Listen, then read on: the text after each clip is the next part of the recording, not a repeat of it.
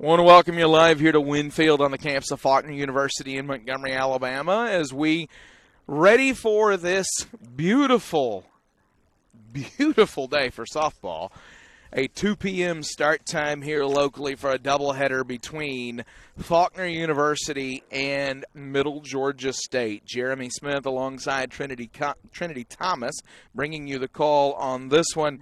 And Trinity, it's early, but it's hard to overstate the importance of this game for both teams. From Faulkner's standpoint, they're 4-0 in the SSAC, 2 games behind the undefeated 6-0 Mobile and undefeated 6-0 William Carey. They're trying to keep pace with those teams.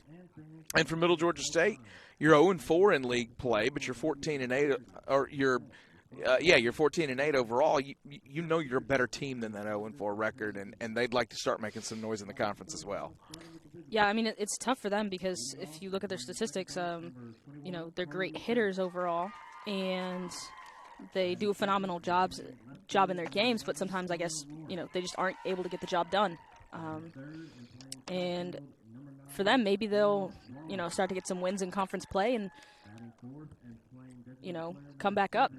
Yeah, and that's the big thing is they want to go ahead and get in the win column in conference play, because it's one thing when you have a 24-0 team Mobile or a 24-3 team William Carey who appear to be ready to run away from the rest of the league, but if Faulkner's able to keep pace with them as well, now you're talking about everybody else is playing for fourth. And so, these early conference games, they're important. And for Faulkner, it's their first time they've played since last Sunday here, right here against Stillman, because the weather has been, all kind of wonky around here.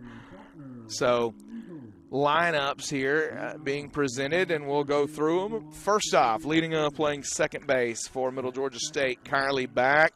Batting second, playing left, Summer Lawrence. Batting third, playing center field, Emma Rollerson. The designated player is also the cleanup hitter. That's Georgia Bice. Batting fifth, playing third base, Alexis Cosgrove. Batting sixth, playing shortstop, Logan Blizzard. Batting seventh, the first baseman, Addison Renfro. Batting eighth, the right fielder, Caroline Jennings. And batting ninth, the catcher, Lauren Heath. In the circle for Middle Georgia is number 10, Beth Edens. That starting lineup for Faulkner University. The leadoff hitter is the center fielder, Shelby Burbage. Batting second, playing second, Katie Jolie. Batting third, playing first base, is Tara Ammons. Batting fourth, the designated player, Gracie Pittman. Batting fifth, the third baseman, Erica Mitchell. Batting sixth, the catcher, Colby Adams. Batting seventh, the shortstop, Nicole Morrison. Batting eighth, the left fielder, Marky Hicks. Batting ninth, the right fielder, Brianna Cagle. And in the circle is Megan Schwederman. And Trinity, as you take a look at Megan Schwederman, she's off to an incredible start. She is. She has a .47 ERA. She leads the conference with the lowest ERA, and it's by .59. The next pitcher on that list is Haley Nations, and she's been doing well this season, and I think she hopes to keep it up. Yeah, when you have a sub-1 ERA, you're absolutely dealing, and that's what Megan Schwederman has been doing so far. Now, Schwederman's recipe has been a little bit different than in previous years. She relied heavily on missing bats in previous seasons, and she still certainly has the capability to miss a lot of bats, to strike out a lot of batters, but she's also seemingly has pitched to contact a little more this year. She's had a couple outings where she's gone 6 innings and no runs allowed and just 1 or 2 strikeouts, and has really allowed the ball to be put in play, and the defense has been good behind her. Yeah, I think in one thing with pitching, a good pitcher isn't going to rely on the strikeout. Obviously, they want to keep throwing strikes. The strikeout is the ideal scenario, but you just know you're not going to be able to do that all the time. So when you're pitching to contact and you're getting those fly outs and you're coordinating as a team and relying on that defense to get you where you need to go, that makes a great pitcher, and that's why she has such a low ERA. Yeah, she's been really, really good, and you noted that ERA is just infinitesimal. That just really impressive to this point in the season for Megan Schwederman is we get ready to go here in the first game of this 2-game set. Faulkner in the monochromatic blue today. First time I've seen this uniform combination this year. Conference play, we have 3 umpires here, so that's nice and keeps the game moving a little better.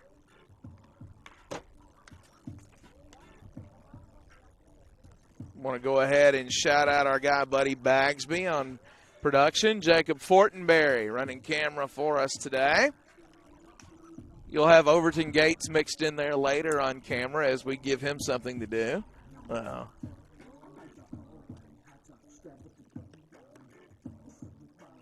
And this is a Middle Georgia team, Trinity, that is, like we said, they're better than their conference record. But they're ready to go ahead and get in that win column. If they could come in here and take 1, that's something. If they could take 2, now they're really building some momentum. Yeah, I think that here they're hoping for at least a split or better. And even if they do split, that still gives them some momentum and puts them on the win board for conference play. Schwederman gets the sun and delivers strike 1 to Carly Back. So the second baseman behind 0-1. Back, a native of Leesburg, Georgia, transferred here from Chipola College. Shows bunt, pulls back. Back on the season, hitting a robust 408 for Middle Georgia.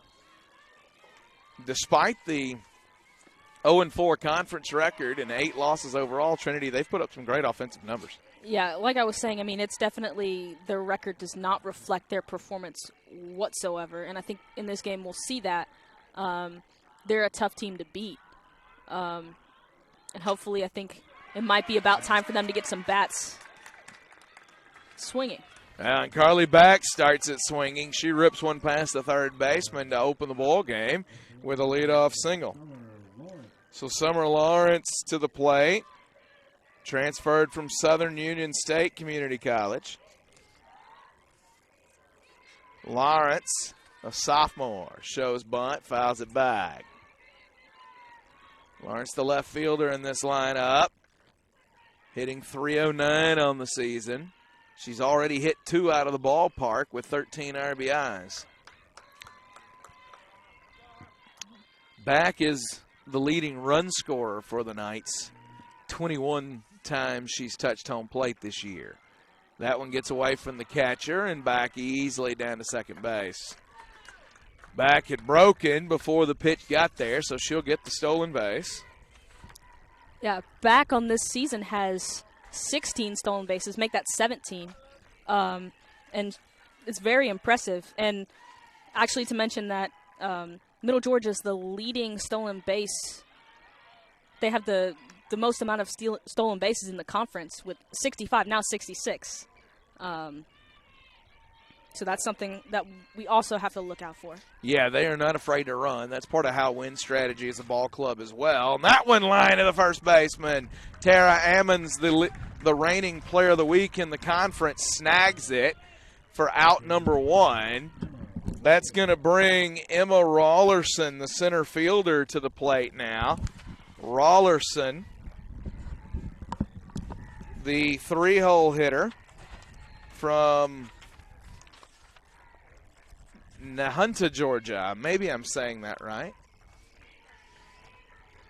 You would know better than me. It's purely a guess. Like a phonetic reading is all I've got for you right now. And another thing today that we'll have to take into account is the wind. Oh, yeah. It's already throwing our notes everywhere. Yeah, you can see the flag out there, and it's definitely fine. That one there, it slices. You just talked about it, and she got that one up in the breeze, and it sliced on Brianna Cagle. And now the throw to the plate. Not in time. Just as you said it, Trinity, the wind plays a role. She hit that ball more toward right center, and it sliced back over her head, down for a double, and Middle Georgia's up 1-0. Georgia Bice to the plate. Bice hitting .229 on the year.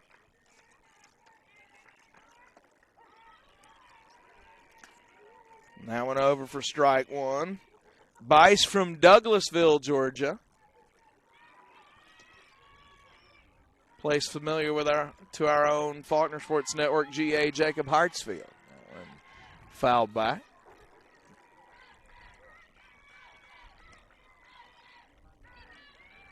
So Schwederman gets tagged for an earned run early. See how she bounces back. Fouled straight back toward us.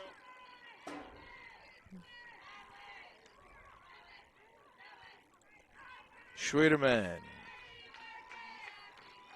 getting back to work here ahead 0-2.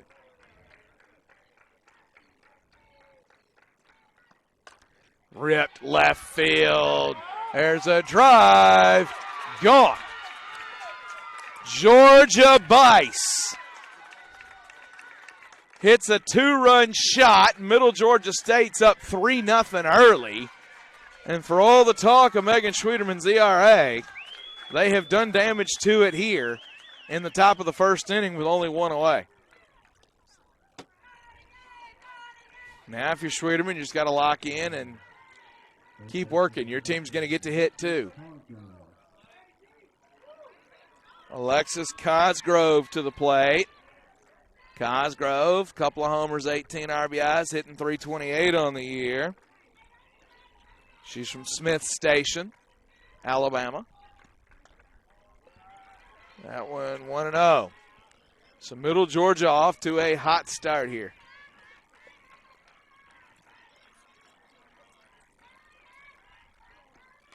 Foul back, 1-1.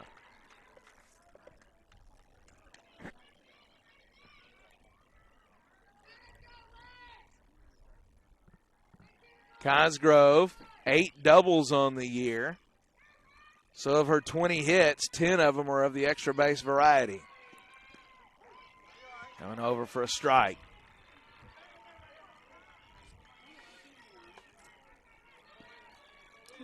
Earlier I was talking about their hitting, and I didn't think it was going to be shown so soon that they really are what the stats say they are. They are. The offensive ability is manifested quickly here. Schwederman gets the sign and delivers. Misses away.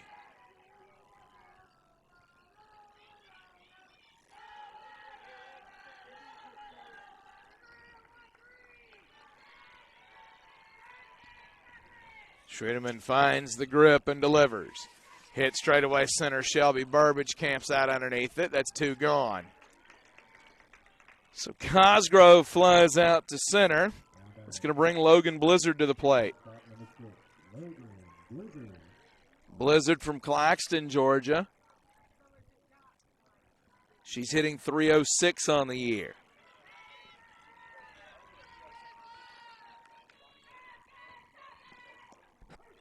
That one over for a strike.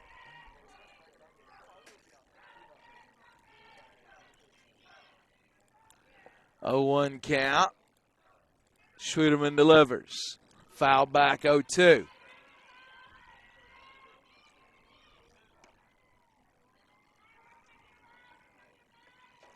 A single, a double, and a homer has Middle Georgia State up 3-0 here in the top of the first. 2 away in the inning. Blizzard rips it to center. Burbage is there. And the inning is over, but Middle Georgia State strikes quickly. They lead 3-0 as we head to the bottom of the first on the Faulkner Sports Network.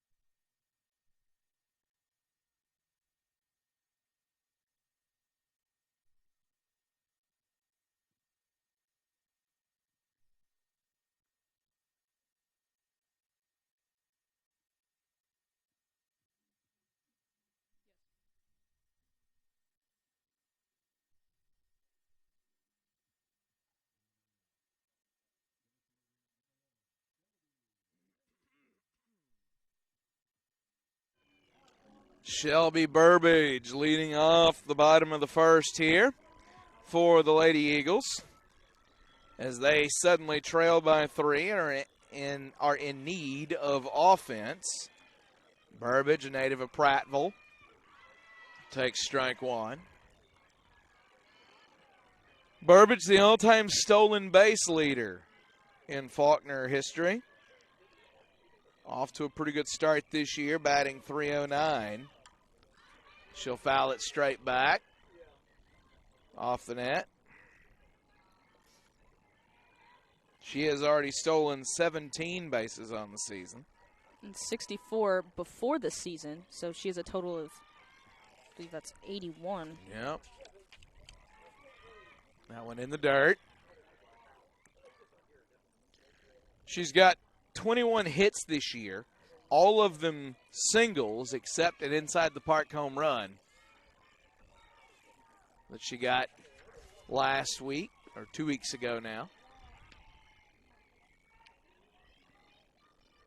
That one left low. Beth Edens from Gainesville, Georgia. Transferred in from Georgia Military College, and that one right back to Edens. She'll fire to first. One gone in the inning, and Trinity Beth Edens has been pretty good this year. Yeah, she won a Player of the Week in the first week of voting, and she split in her first pair of starts, logging 13 innings, walking only 2 in a shutout win versus Fort Valley State. She worked 6 innings of a 2-hit ball while striking out 5. She is another one you talked about at the beginning, that Megan Schwederman will pitch to contact a little more this year. Beth Edens has been that way too. 72 innings and only 31 strikeouts, but the contact has not really been solid against her. Just a .231 batting average against. Katie Jo Lee is the hitter. Katie Jo off to a pretty solid start this year for the Wetumpka native. Hitting .304. She'll take away there.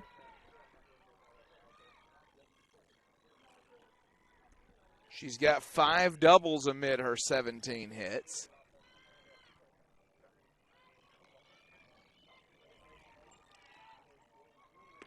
Big cut, can't get it. Katie Jo Lee's retired quickly. And Beth Edens cutting through the top of the Faulkner order here with the reigning Player of the Week, Tara Ammons, stepping to the plate.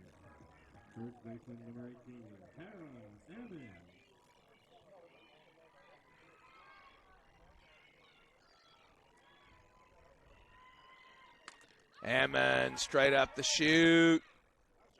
Out of play. So no balls and a strike right now on Tara Ammons. Another Prattville native in Ammons.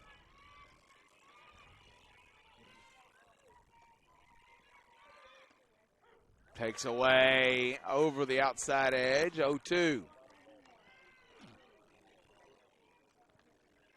Ammons will step back in now. Edens gets the sign, delivers, big cut, can't get it.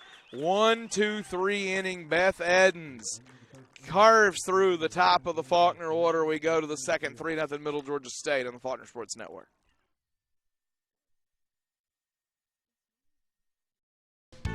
I don't know if there's anything I like better than good barbecue. Full Moon has the best barbecue and best smoked wings in town, and those onion rings are out of this world. Go by after the game and use your ticket for a buy one, get one free barbecue sandwich. Say hi to Chris in person at 7660 East Chase Parkway or give him a call at 334-676-5999.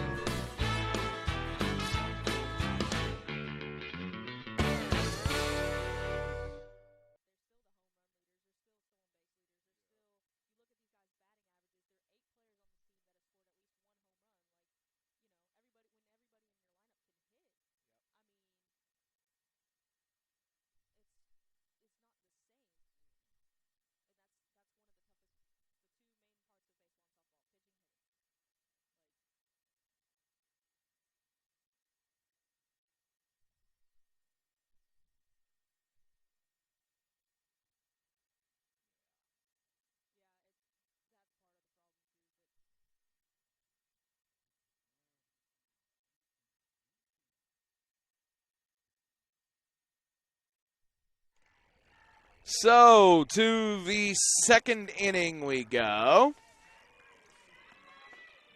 That one over for a strike as Schwederman gets back to work here. Addison Renfro from Leesburg, Georgia, the batter. Drops that one down. Rolls foul. Renfro hitting .302 on the year. Couple of doubles to her credit.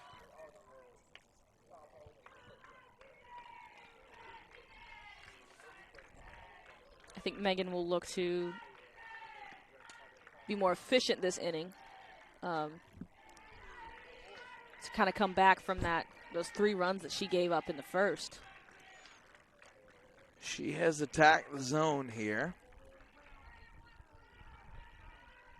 Still ahead on Renfro. That one flared foul.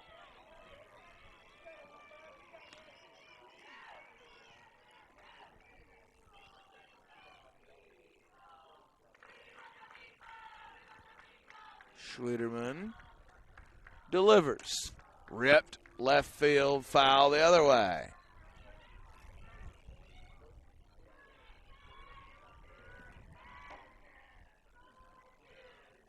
And I'll mention it again, but even now at these at-bats, I mean, some of these balls are foul, but I think part of it is because of the wind. Yeah, I agree. That wind is whipping right now. It's blowing a little more in than it was in the first inning. Now goes back straight out toward right. You can see the American flag in straightaway center field. Tells you about the wind here today. Schwederman misses there. I think that's the second ball of the count. Well, it's the second ball of the count and the 7th pitch of the at-bat. Yeah. Renfro putting up a good battle against Schwederman. Foul back again.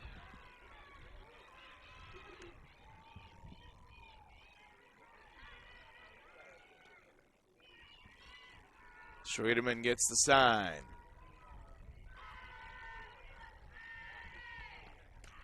Foul back. That one draws a couple of vehicles on its way to the parking lot. That's exactly why I moved my car. Yeah. Insurance doesn't pay for foul balls. It does not. Over the inside corner, strike 3. Renfro retired after a really good battle. The 10th pitch at the at-bat finally strikes her out. So, Caroline Jennings to the plate here. .280 average on the season.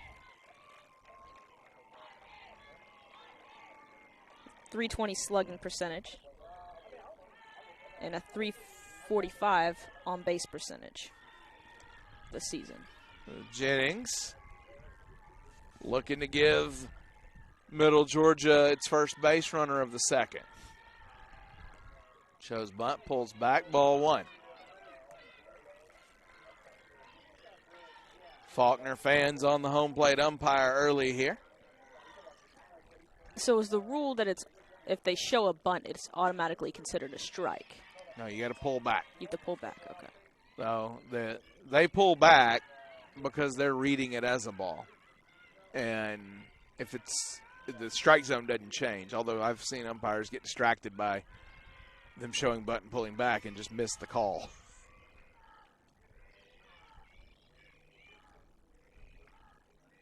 (3-1) right now.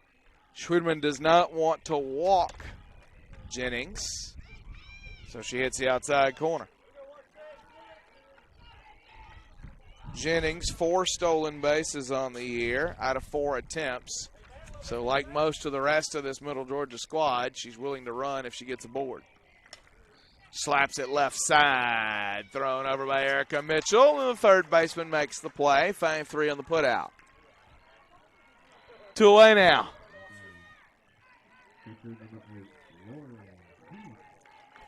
And that's going to bring Lauren Heath to the plate, native of Perry, Georgia.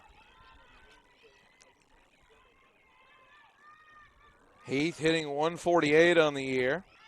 Home run and 9 RBIs.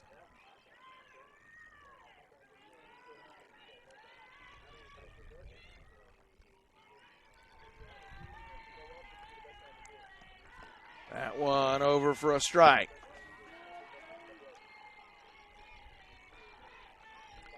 Schwieterman trying to get her team's lineup back to the dish here. Big cut, can't get it. It's a 1-2-3 second for Megan Schwieterman. 3-0 Middle Georgia as we go to the bottom of the second.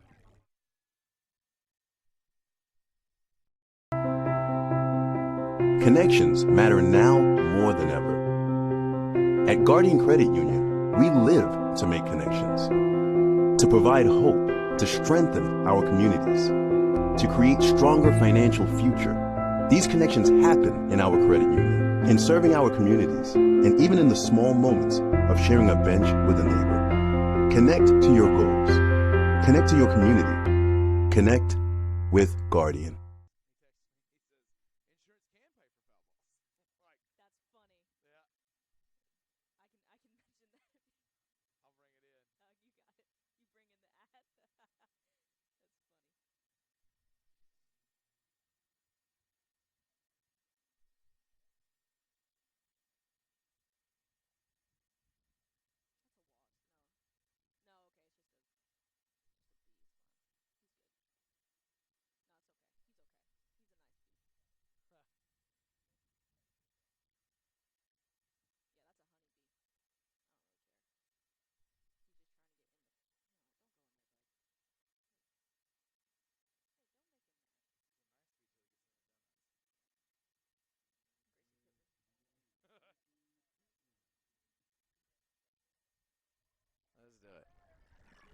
Bottom of the second inning here, Winfield, on the campus of Faulkner University. 3-0 lead for Middle Georgia State as Gracie Pittman leads off.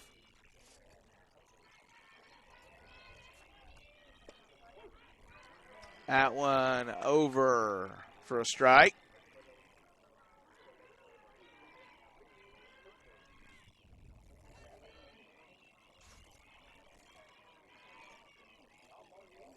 That one fouled back. Pittman, a good start to the season. She has flashed the power early. She has 4 home runs on the season and a batting average of .379, a slugging percentage of .672, and an on-base percentage of .455. Yeah, 9 of her 22 hits have been of the extra base variety. That one low. Our buddy Jacob Bear with Alpha Insurance in Millbrook, Alabama, lets us know that insurance can pay for foul balls. Call Jacob, 334-425-3393. As Pittman foul tips that one, stay alive. 334-425-3393. Jacob Bear Alpha Insurance, Millbrook, Alabama, for all of your insurance needs. That's a personal endorsement, too. Jacob's my insurance agent. Yeah, that's helpful to know because sometimes... Well, here's the deal, Trinity. If your insurance won't pay for foul balls, I'll get you in touch with Jacob. That one fouled away. Sounds good to me. That went into the parking lot. So that foul ball brought to you by Jacob Bear Alpha Insurance, Millbrook, Alabama. 334-425-3393.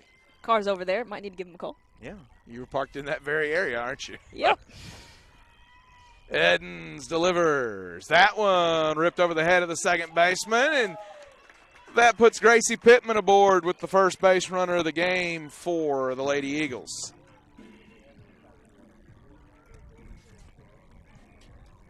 That's going to bring Erica Mitchell to the plate, the third baseman. Mitchell, again, has been, much like Pittman, has flashed the power and has been good so far. Mitchell hitting .465 on the year. 7 doubles already, along with a homer, and that one chased and missed, strike one.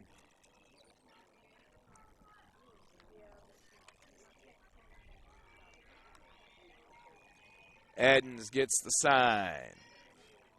Delivers. Misses away. I think today, Edens has had a really good day. She's finding her spot, being consistent, and when she is pitching to contact, she's been pretty successful. Well, yeah, and that wasn't even hard contact from Pittman on the base hit. That one fouled back. And that's been the thing for Edens, as we talked about. She's doesn't strike a lot of batters out, but it's hard to square her up as well. When you've pitched 72 innings, you've only struck out 31 batters, but the batting average against is just 231. The hitter's having a hard time finding it. And Erica Mitchell can't find that one. She foul tips it into the glove for strike 3. You saw her go fishing there.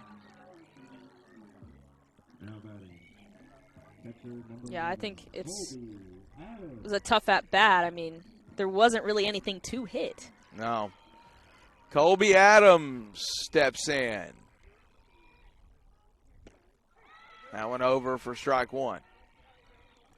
Pittman's a runner at first. Faulkner's down 3-0 after a hot start by Middle Georgia State. Trying to scratch one out against Beth Edens here. Adams takes 1-1. Really good crowd out here for a Sunday game. I think it's because of the weather. It's very nice weather today. Weather's fantastic. That one in the same spot as the previous one is called a strike.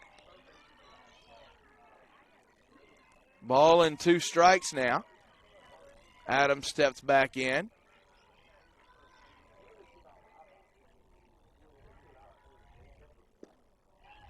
She'll take that one low, 2-2.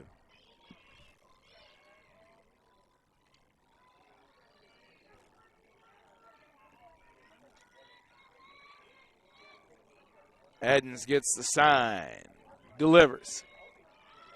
Misses away, full count now, payoff pitch coming.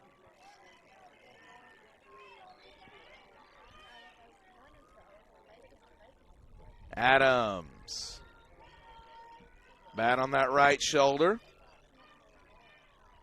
Finds the sign and delivers, does Edens. And that one ripped through the right side and a base hit. So singles from Pittman and Adams have 2 runners aboard with 1 out. That's going to bring Coco Morrison to the plate.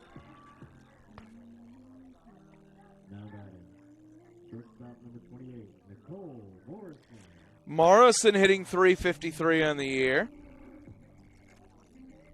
3 doubles in her 6 hits.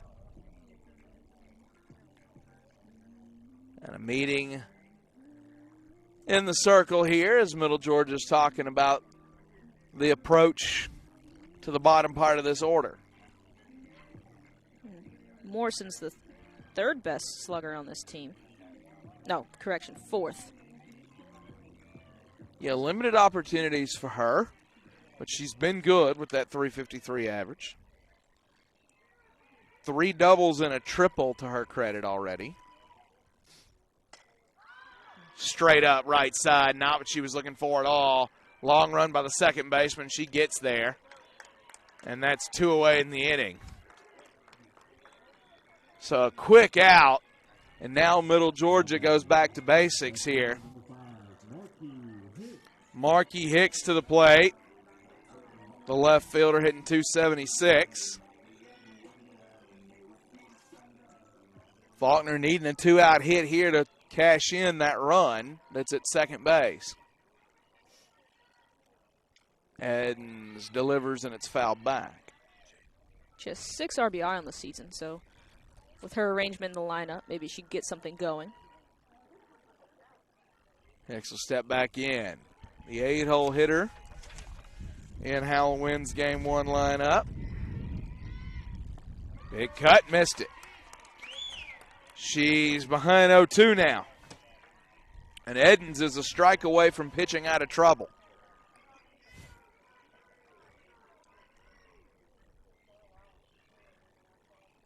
Gets the sign. Delivers. Missed it. Ball and 2 strikes. Another thing that I'm observing right now is that when the catcher is giving Edens the sign, the fielders are also looking to see exactly what pitch she's going to throw. Foul back. I think that's a good strategy, especially when you're pitching to contact. So they can kind of tell where the ball is going to go. She's played well for him so far. Edens gets the sign, checks the wrist guard, delivers. This is away there. So we've run it full now. Or are we 2-2? 2-2. It is 2-2.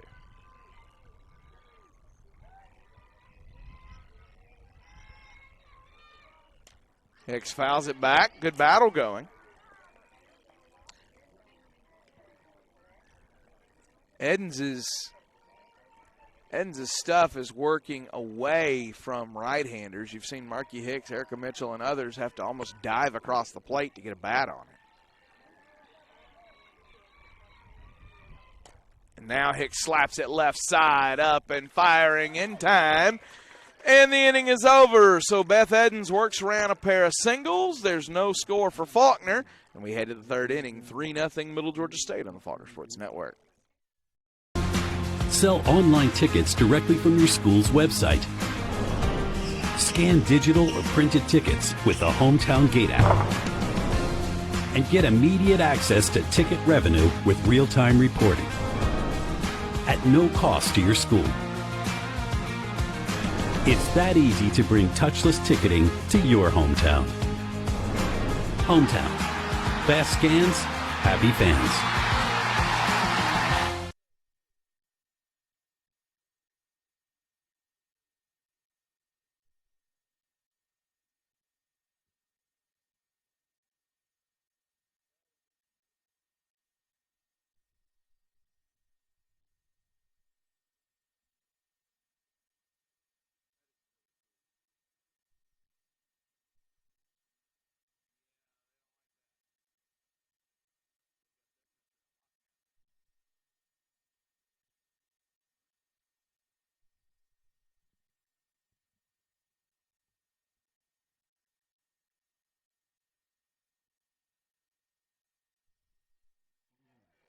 At the top of the order.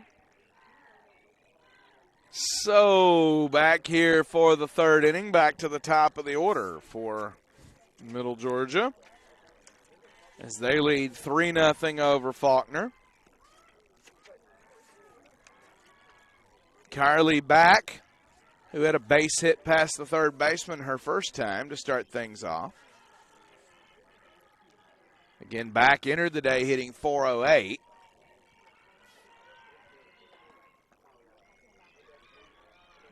She'll take there. 2-0.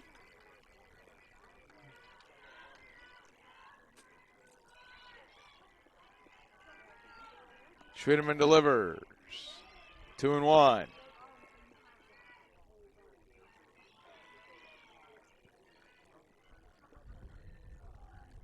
Schwiedeman gets the sign. Rocks back and fires. Fouled left side, out of play, off the dugout. So 2-2.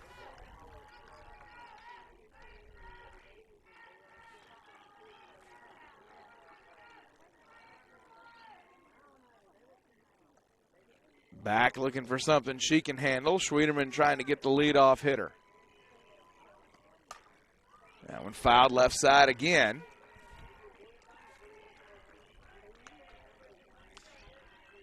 For all of the speed you look at that Back has, she has put it to use 5 times for extra bases, 4 doubles and a triple. Now she flares it up. Coco Morrison makes the play. Battling the sun and the wind and gravity itself, she makes it. 1 gone. Summer Lawrence to the dish. Lawrence, I believe, had the double to start. Right as you talked about the wind, she hit it slicing into that wind. And there's nothing the right fielder could do about it. Yeah, it was hard because Kayla couldn't even tell where it was going because I don't even know if anybody knew where it was going. No, it was very much like a shot you'd see on a golf course. For a moment, it looks like it's in the fairway, and then it just dives right out of it. Yeah, softball reminds me a lot of golf sometimes, especially when some of those foul balls hit I just want to yell 4. Yeah, everybody pay attention back behind us. And is that one the Faulkner fans thought should have been strike 3. Home plate umpire disagreed. His call is the only one that matters. It's 1-2. Now it's 2-2. That's the way it is, and that's the way it goes. The umpire gets the final call. We just got to get the game going. Schwederman gets the sign. Big cut, can't get it. Summer Lawrence is retired. Schwederman with a strikeout and 2 gone here. And here's Emma Rollerson. Rollerson again came in hitting .381, a very capable bat. You're talking about half of her 24 hits on the year have been for extra bases. And she's got 25 RBIs. That one fouled over here into the stands. Hoping one of them would catch it and ask for an autograph. Everybody just scrambled away.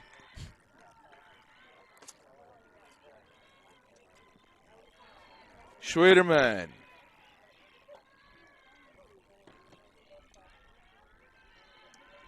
Trying to make quick work of the Knights in this inning.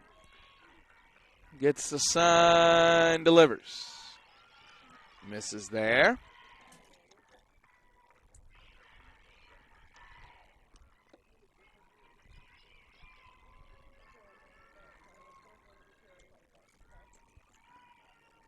Gets the sign and fires again. Rip left side into left field. So a base hit for Rollerson.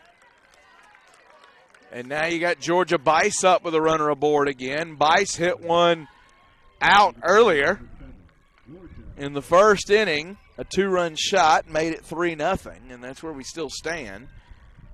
Schwederman would love to send Bice back to the dugout with no change in the score here. This is low.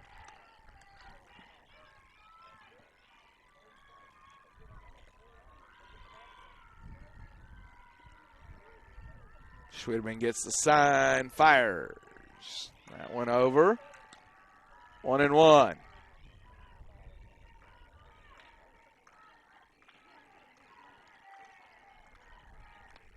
Nice back in. Misses inside. So 2-1.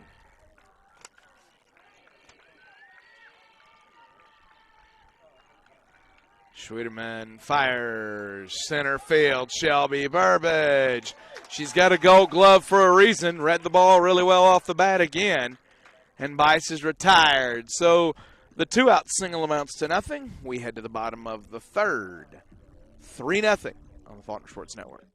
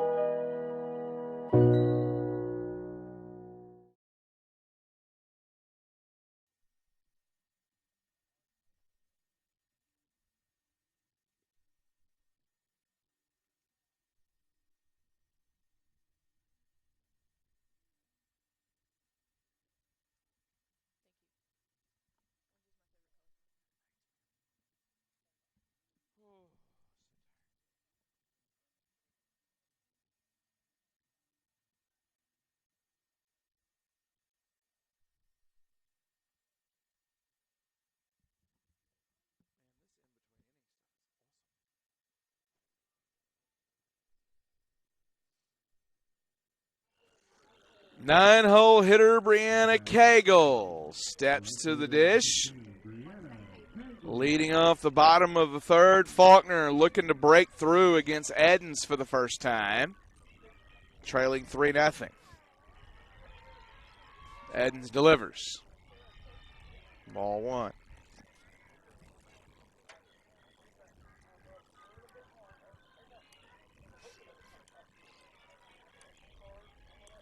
Edens gets the sign, fires, misses away, 2-0.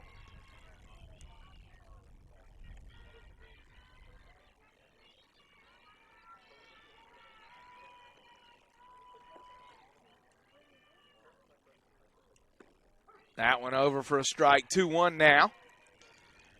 Cagle, the senior from Decatur, trying to get something started for her team here, hitting .300 on the year. Now 2-2.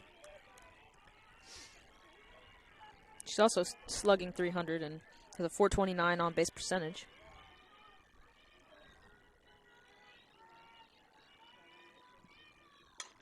Cagle straight up.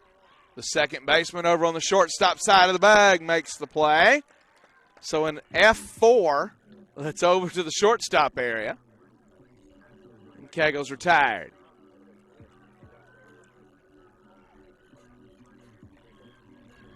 Now Shelby Burbage up. Now batting, center fielder number 1, Shelby Burbage. Burbage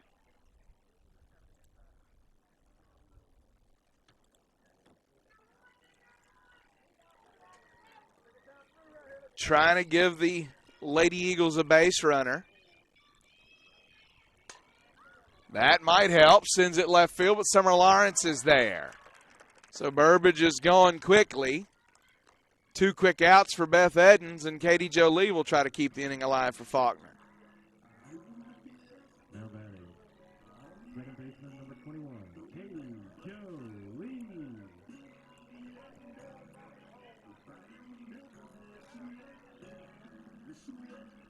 Edens really seems to like these 1, 2, 3 innings. Yeah, pitchers are quite fond of those. Edens delivers, misses. No, he gave it to her. All right, no balls and a strike.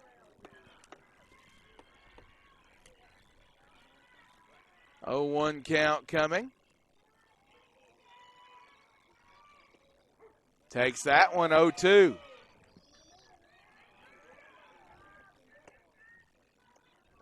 Lee steps back in behind 0-2 now. And Edens just dealing so far. Misses there, 1-2.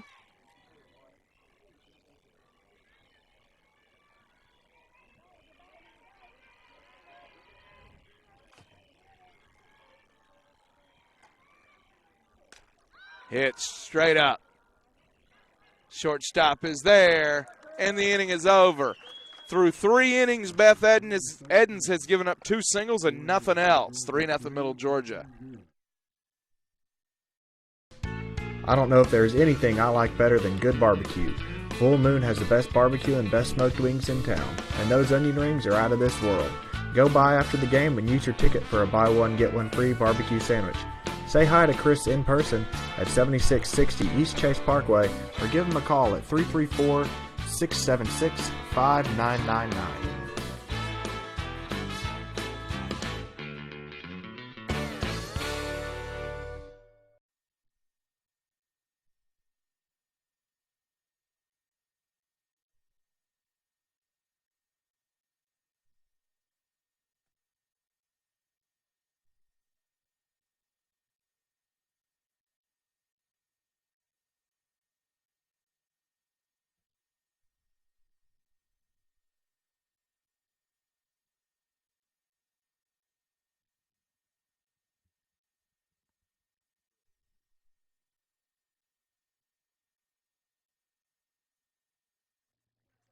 Five, 6, 7 due up in the inning for Middle Georgia State.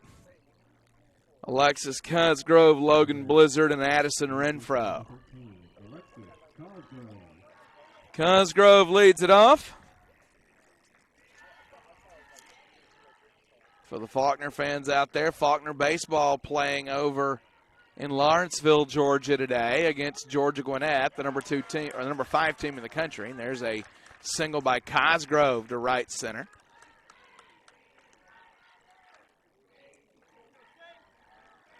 So Megan Schwiedeman with a runner aboard.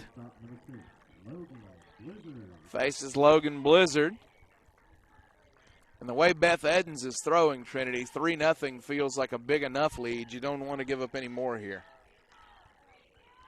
Yeah, I think that defensively right now, their biggest goal is to just not let them score any more than they already have and just damage control. Cosgrove steals second base. Looks a little slow on the get up, and she is all right. Now the umpires will shift positions with a runner on second.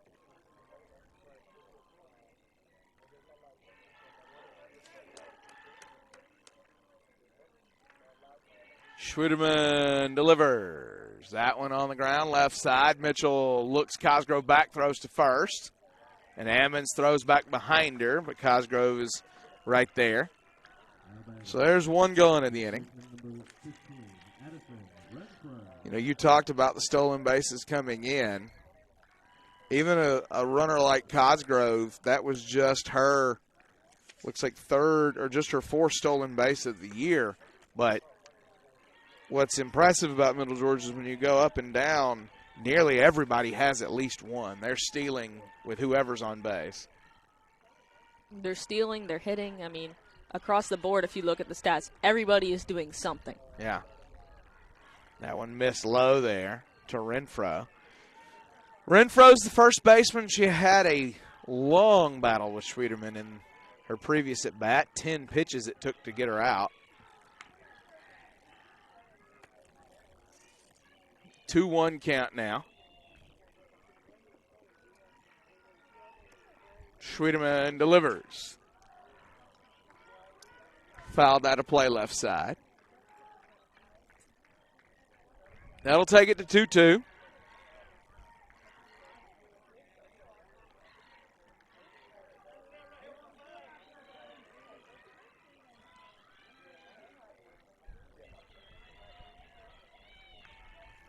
Schwiedeman back in the circle. That one fouled left side again by Renfro.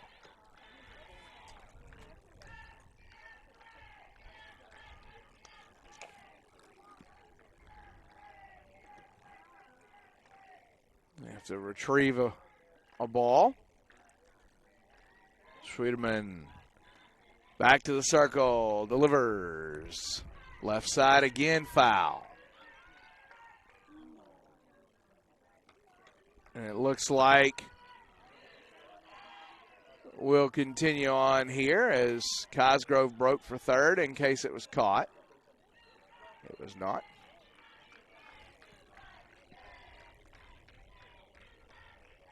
Schwiedeman delivers. Misses. So the count goes full. Another long battle between Schwiedeman and Renfro. That one fouled back toward us. Out of play into the parking lot. Foul ball brought to you by Jacob Bear, Alpha Insurance, Millbrook, Alabama. 334-425-3393. Call Jacob with all of your insurance needs. That one fouled away. They can cover foul balls. Listen, when you need protection, you want a Bear on your side. Jacob Bear, Alpha Insurance. That one's for free, Jacob. You can have that one. Schwiedeman delivers. Third base side, foul again. Another ridiculous battle here. It's 10 pitches at the at-bat with a full count. Renfro has seen 20 pitches in 2 at-bats.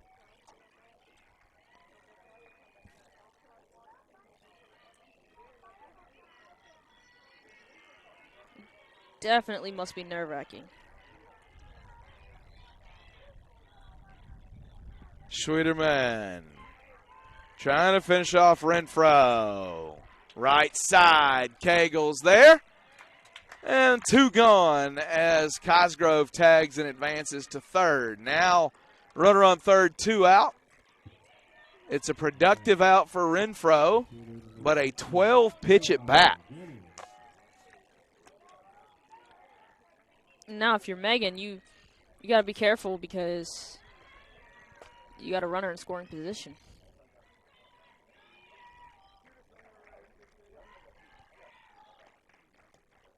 Schwieterman delivers.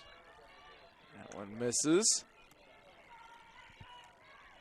Caroline Jennings, your batter, the right fielder.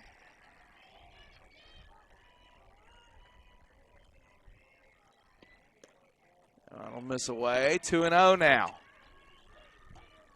Schwieterman getting body language indicates she's a little frustrated out there. Gets the sign, delivers. Now 3-0. A walk here is not the worst thing, but it does allow Middle Georgia to turn the lineup over, and very likely Jennings steals second at the first opportunity, which would mean a hit by the 9-hole hitter would score 2 runs. That one's over for a strike, though. Trying to get back in the count, 3-1.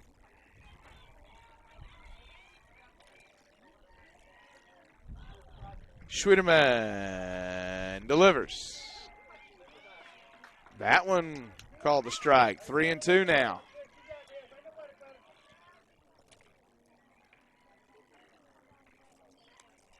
Full count. Payoff pitch coming. Schwieterman trying to get her team back in the dugout. And she misses. So runners on first and second for the moment. We'll see how long before Caroline Jennings heads down to second base. Runners on first and third. First and third, yeah. Jennings, 4 stolen bases on the year. I would guess she's going on the first chance she's got here. Daring a throwdown. Lauren Heath up. Jennings pops off, nearly gets hung up out there.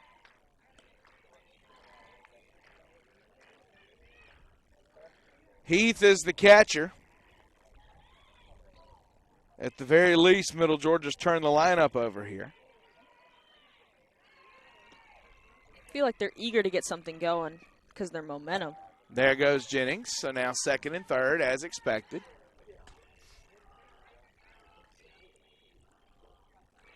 Got 2 in scoring position, but you have 2 outs, so. Yeah, if you're Schwieterman, you just got to get the batter. Get your team in the dugout. She left that one low. Schwieterman hunting for it right now, 2-0.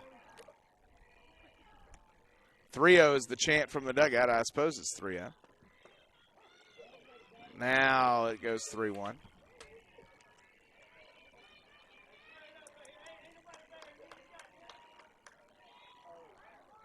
Schwieterman gets the sign, delivers.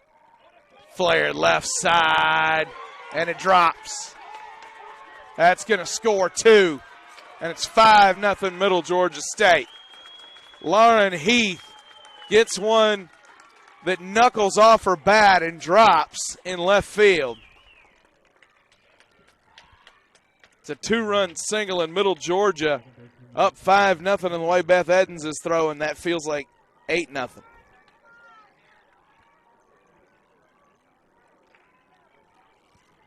Snag got a runner on first. Schwieterman delivers, bunt, push toward Mitchell. Rolls foul.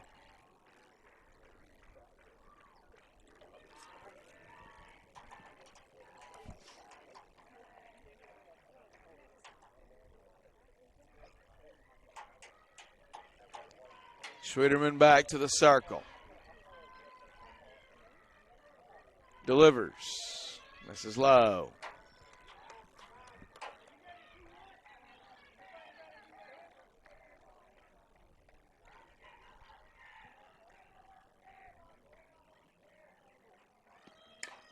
Chopper, middle, Schwieterman to first. The inning's over, but 2-out damage by Middle Georgia State makes it 5-0 on the Faulkner Sports Network. Sell online tickets directly from your school's website. Scan digital or printed tickets with the Hometown Gate app. And get immediate access to ticket revenue with real-time reporting. At no cost to your school. It's that easy to bring touchless ticketing to your hometown. Hometown. Fast scans, happy fans.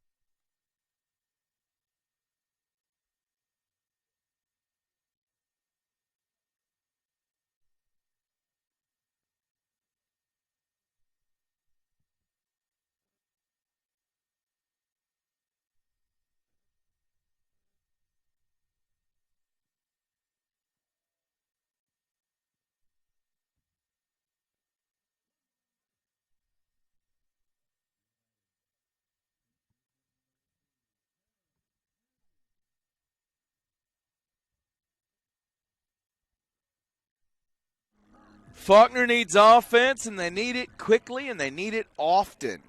They trail 5-0 here in the bottom of the fourth.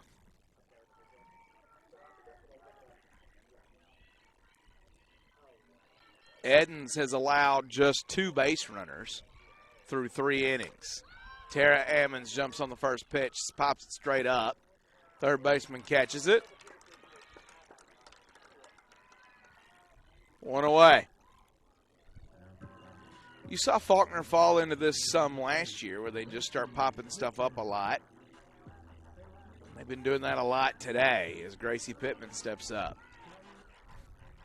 Yeah, nothing's really been carrying today, and I really think that that's been affecting their momentum and progress thus far. Well, in everything Edens throws, there's another example of it. Everything Edens throws is slicing away from hitters.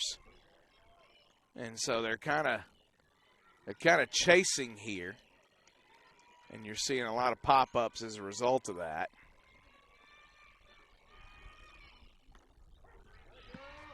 That one over for a strike. Pittman's behind 0-2. Pittman singled in her only other trip. Flared one over the second baseman's head. She'll take away here.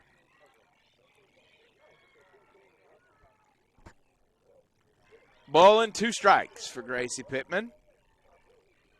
She steps back in. Edens fires. Pittman right side again. The right fielder's there. 2 gone. So now Erica Mitchell with 2 away in the inning. Mitchell struck out her first time. I think at this point in time it's easy to get frustrated, and you can kind of see it in the player's body language, at least on the Faulkner side, that they're just frustrated that they aren't able to hit anything. Mitchell fouls that one toward her own dugout. 0-1 count on Erica Mitchell.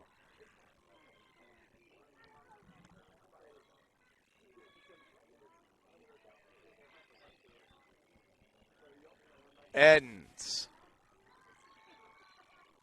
gets the sign. Fires.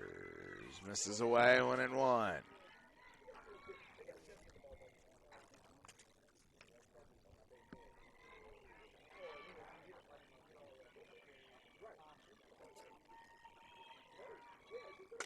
Mitchell right back up the middle with a base hit.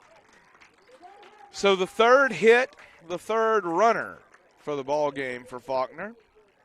So far, though, they've been able to do nothing in terms of scoring. They hadn't gotten a runner past second base yet. Colby Adams with 2 out, looking to keep the inning alive.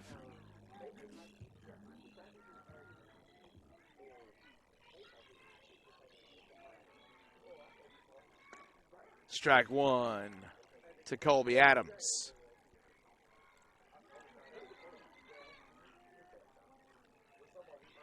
Edens ahead 0-1 here. Misses there. 0-2.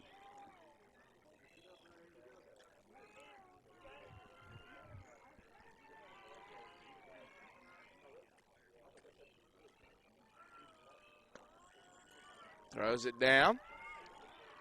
Back behind her. She got back. So we reset now. 2-1 is the count officially. I apologize.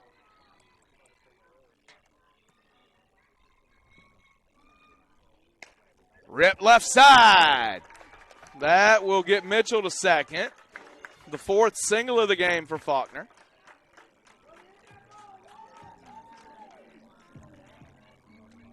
Now Coco Morrison to the plate. And again, 2 runners aboard. Middle Georgia State gets together and talks about it.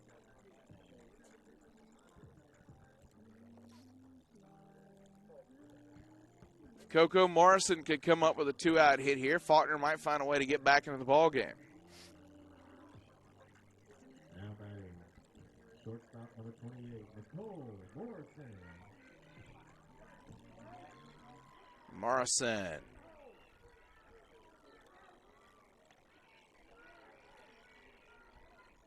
Awaiting the first offering from Edens. She'll take ball 1.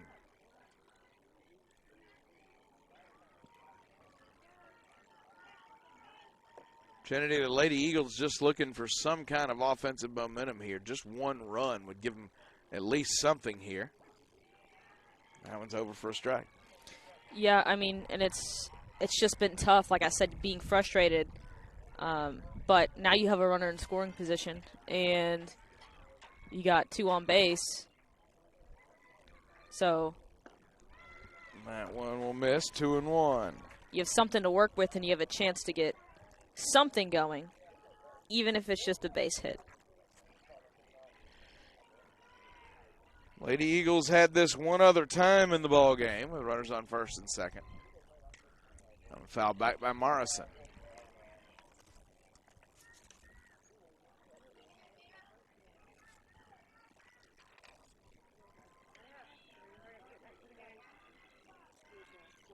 Two count now. Edens gets the sign.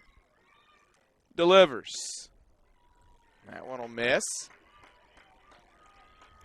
Full count payoff pitch coming to the Faulkner shortstop.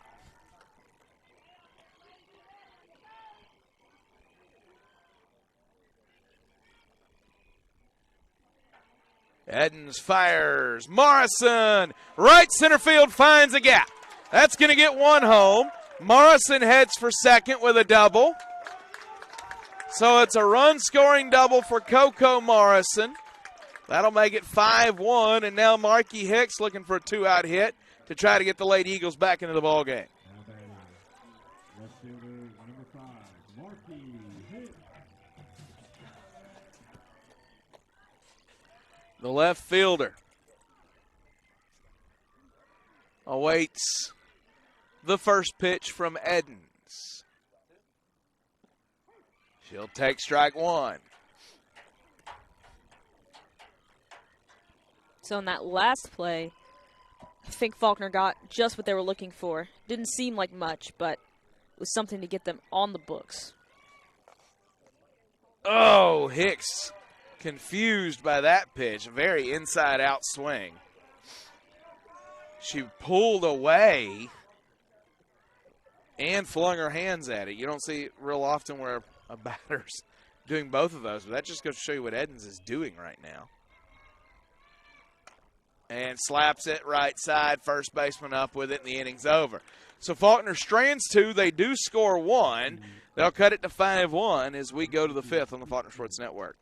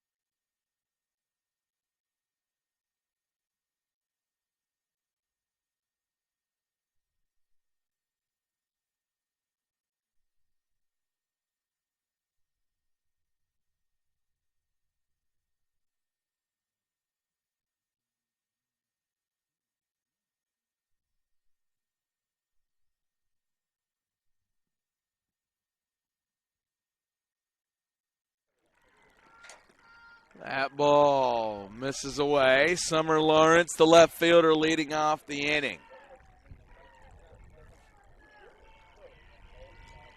Schwederman trying to hold Middle Georgia where they are. That one gets over for a strike, 1-1. You've got 9-1-2 due up for Faulkner in the bottom of the fifth, a chance to try to get back in the ball game, but you need to hold him here. That went over for a strike. 1 ball, 2 strikes now on Lawrence. Schwederman delivers, rep left side, and that's down. So Lawrence with a base hit. Middle Georgia has swung it well today. That is now their 7th hit of the ballgame.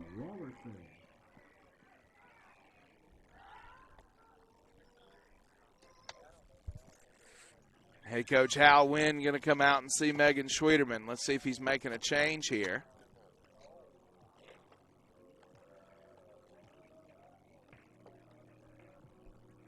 No move yet. Word of encouragement to his pitcher. Maybe an adjustment of some kind.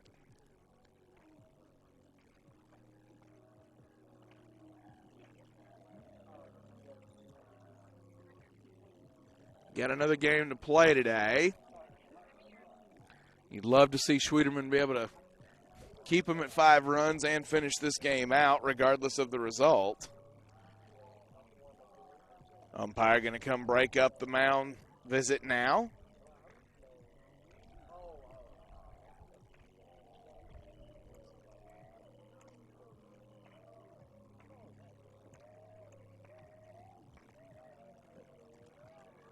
A long conference in the circle. That one breaks up, and Schwederman will attempt to continue here.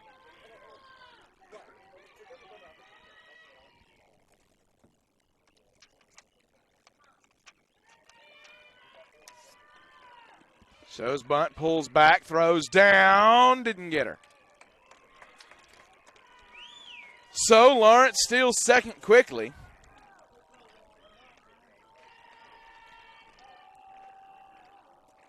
Emma Rollerson, the batter.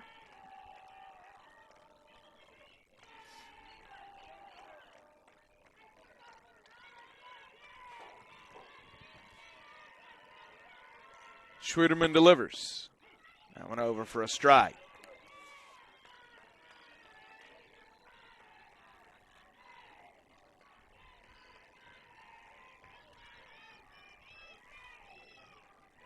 Oh, 2 count now. Just missed that one. Ball and 2 strikes. Schwederman trying to finish off Rollerson.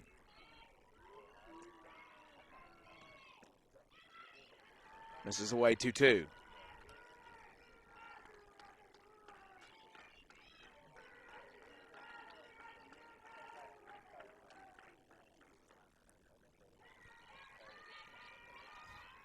Schwederman gets the sign, delivers.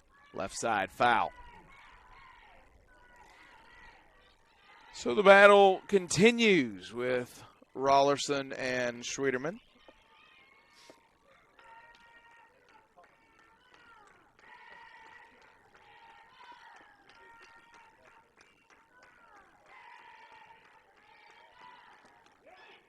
Freezes her, strike 3, and Emma Rollerson's retired. 1 going here in the Middle Georgia half of the 5th as Georgia Bice steps to the plate.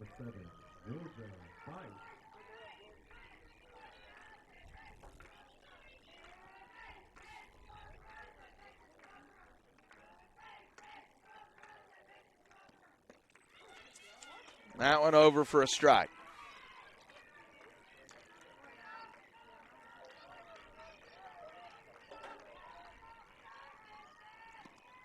That one low and in.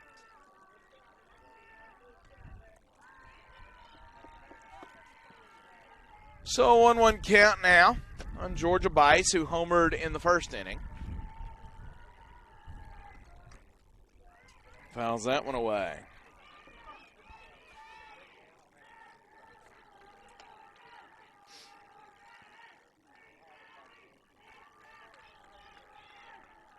Bice steps back in. Schwieterman gets the sign. Misses.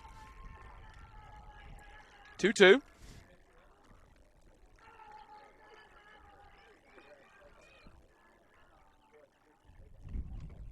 Misses there. Full count now, 3-2.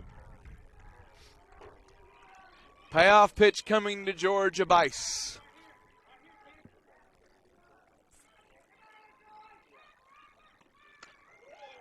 Misses there. She walks Georgia Bice. Bice heads down to first. And that's going to bring Alexis Cosgrove to the plate. Schwieterman's had a lot more deep counts this ball game than we've seen her have all year long. I think that's part of Middle Georgia's strategy, maybe those longer at-bats. They can be quite stressful. Morrison to second for one, and that's the only one they'll get. As Cosgrove runs well, but Bice is retired at second. There's two gone with runners on the corners. I would expect that Cosgrove will head for second any moment as Logan Blizzard steps to the plate.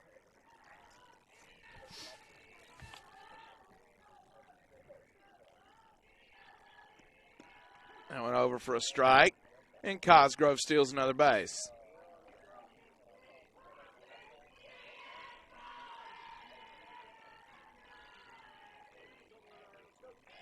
Schwieterman delivers, misses away. 1-1 count now.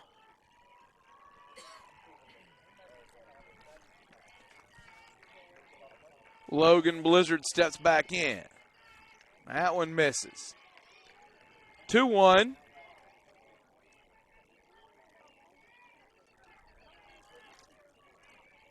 The Middle Georgia shortstop steps back in. Right side, Katie Jolie up and firing. Got her in the innings over, so they'll strand a pair of runners. Megan Schwieterman works out of the jam. We head to the bottom of the fifth. 5-1. Middle Georgia leads on the Faulkner Sports Network.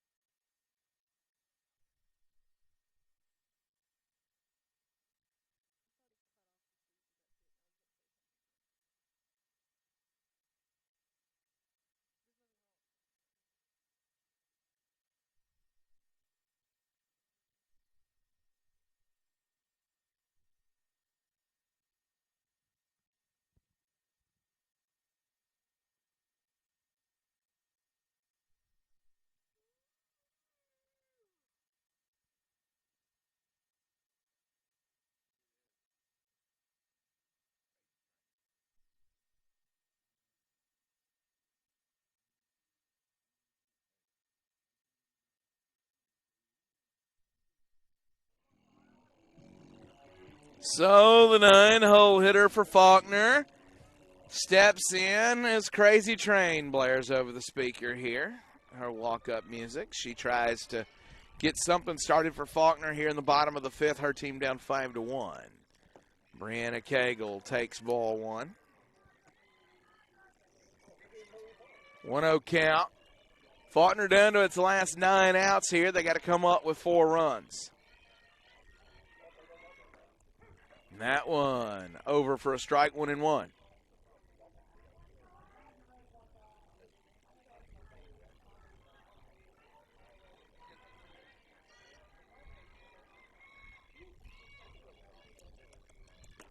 On a miss high.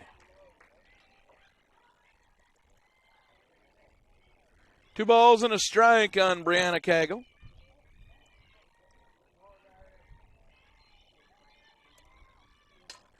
Slaps it right at the shortstop, Logan Blizzard.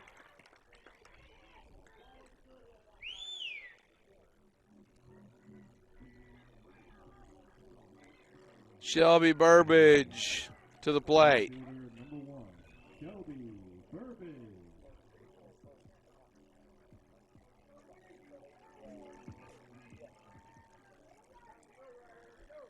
Burbage has hit it hard twice right at somebody. She'll take strike 1.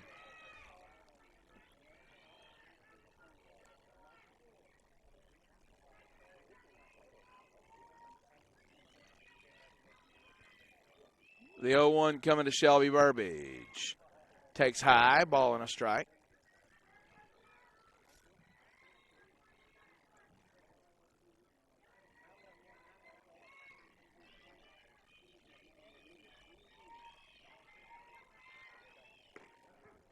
That one outside corner, strike 2.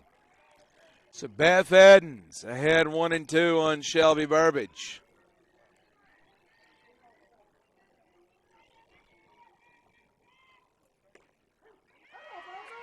Called strike 3.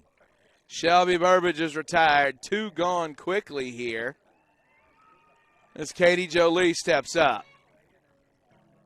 Now batting. Second baseman. Faulkner down to 7 outs now. Trying to come up with 4 runs.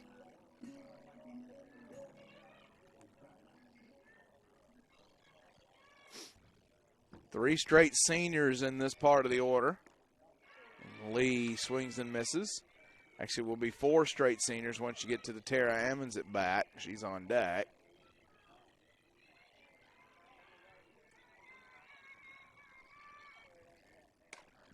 Katie Jolie, right side, second baseman over and firing. And the inning is over. So it's a 1-2-3 fifth. We head to the 6th, 5-1 Faulkner on the Faulkner Sports Network. I don't know if there's anything I like better than good barbecue. Full Moon has the best barbecue and best smoked wings in town, and those onion rings are out of this world. Go by after the game and use your ticket for a buy one get one free barbecue sandwich. Say hi to Chris in person at 7660 East Chase Parkway or give him a call at 334-676-5999.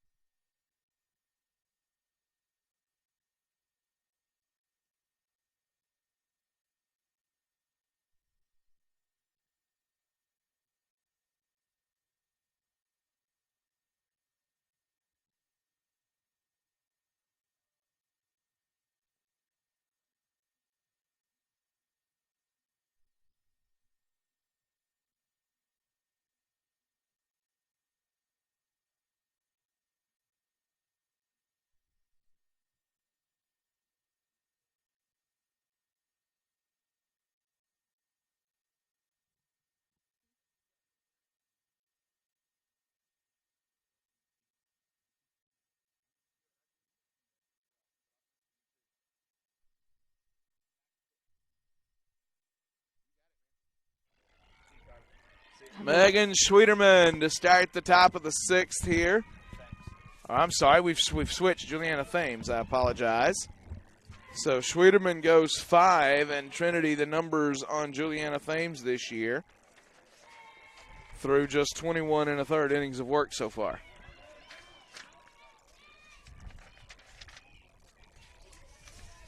The numbers on her year are a 4.27 ERA coming into the game, with a 1-2 record, 6 appearances. And she draws a player in Addison Renfro who saw 22 pitches over her first 2 at-bats. That's how she gets greeted. Renfro back to fouling balls off again. She has a 306 opponent batting average.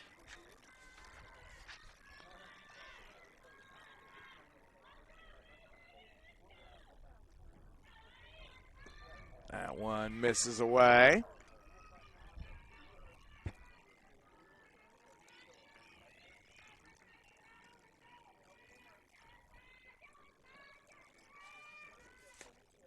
Foul back.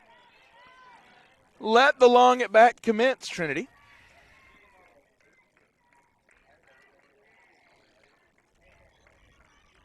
Won't be the first or the second.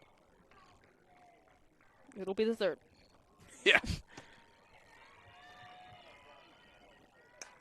Now center field, Shelby Burbage is there. And that is the quickest at bat of Renfro's day. It's only 4 pitches. And yet she's still seen 26 in the ball game. It's going to bring Caroline Jennings to the plate.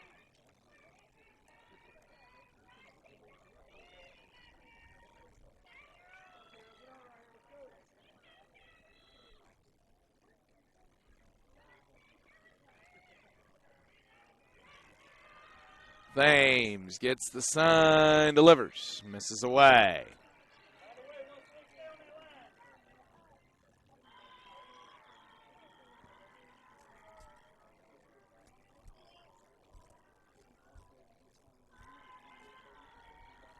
That one offered at and fouled. So 2-1 count now. Thames against Jennings.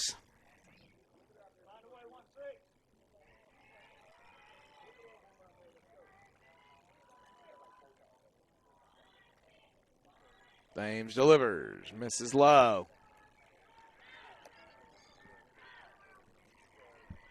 Three-one count on the right fielder, or 2-1 count rather, on the right fielder, the 8-hole hitter.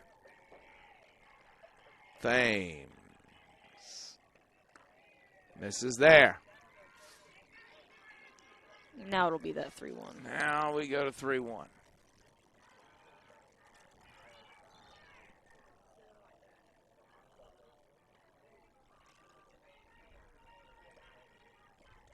And she walked her. So runner on first for the 9-hole hitter, Lauren Heath. Lauren Heath had a 2-run base hit her last time. Made it a 5-0 ball game at the time. Jennings down on first. Probably won't stay there long based on Middle Georgia's tendencies on the base paths. That went over for a strike.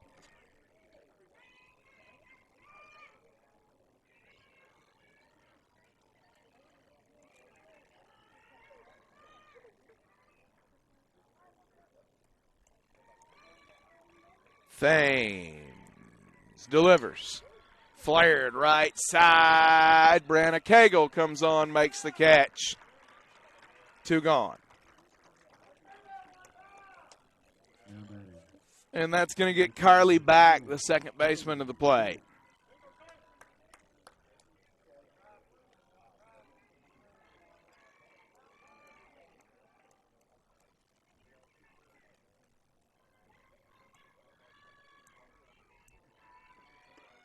That one over for a strike.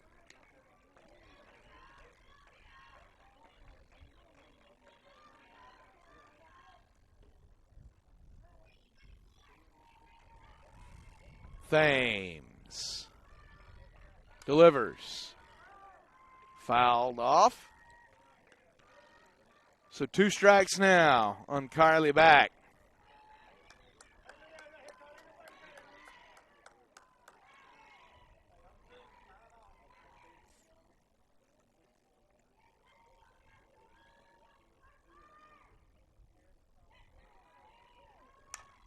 Straight up the chute, left side. Erica Mitchell makes the catch. Thames with a pretty quick inning, all things considered, but we go to the bottom of the 6th. Faulkner running out of outs. They need runs, down 5-1. Sell online tickets directly from your school's website.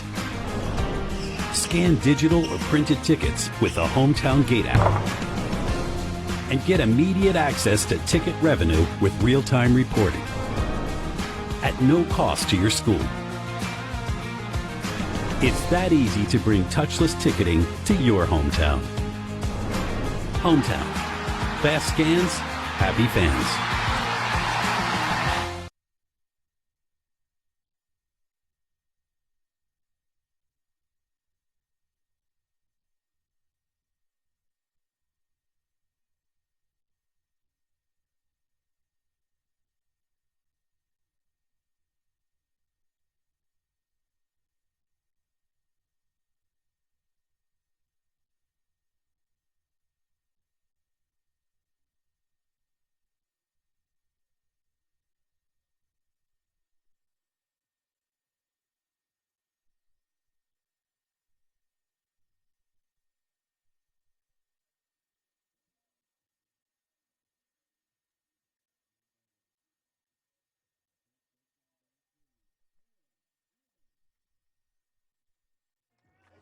Four, 5, 6 in the order due up for Faulkner here in the bottom of the sixth against Beth Edens. Tara Ammons leads it off. Faulkner's managed just one run today. And that one over for a strike.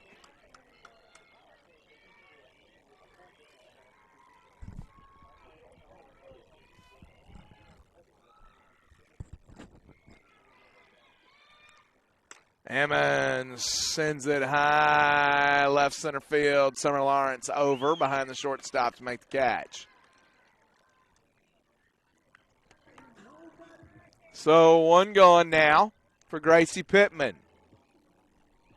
Now batting, designated player number 8, Gracie Pittman. And this is a tough spot for the Eagles. I mean, you're down by 4. You're at the bottom of the 6th. You really only got 2 more opportunities. Not at bats, but sections of the inning to do something. Yeah, and one of the things you got to look at here is you need base runners. That one's over for a strike. Base runners of any kind, any way you can get them, and the Lady Eagles have been popping them up a lot today. When you would do just as well with things on the ground that you can try to beat out, as Gracie Pittman had one of those there. She just couldn't beat it out. So she's retired. But you're looking for something on the line through the gap just to get a board. Here's Erica Mitchell. She scored the lone run of the ball game for Faulkner. Faulkner down to 4 outs and down 4 runs. And that's over for a strike. Edens has just been absolutely dealing today.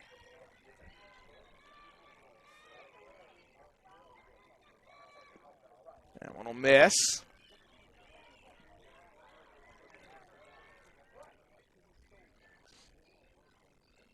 You look,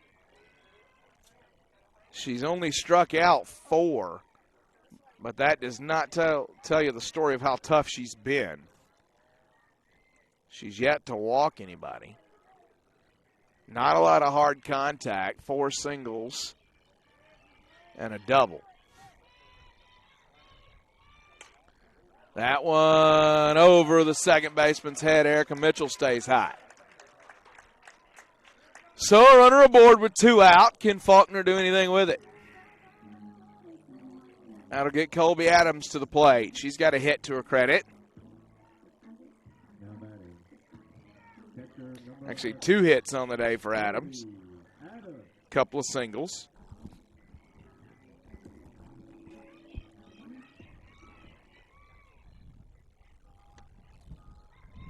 Edens delivers in the dirt.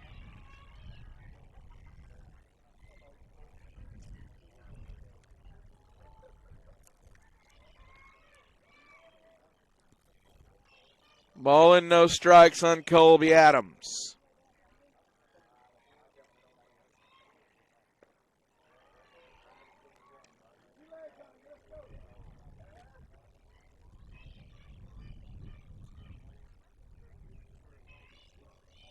Edens gets a new ball.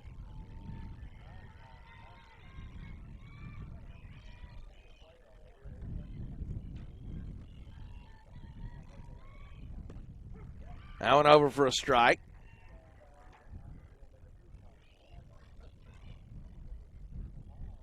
Two-one count on Colby Adams.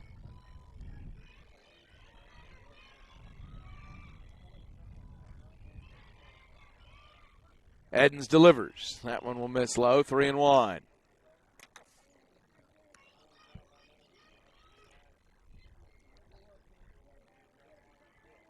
Adams, go right ahead. Sorry. This could be big for the Eagles right now. See if they can do something with it. Yeah, 3-1 count, hitters count.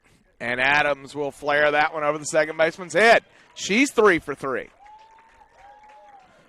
Now can Coco Morrison come through again? She had the big hit last time. Same situation as her last at bat.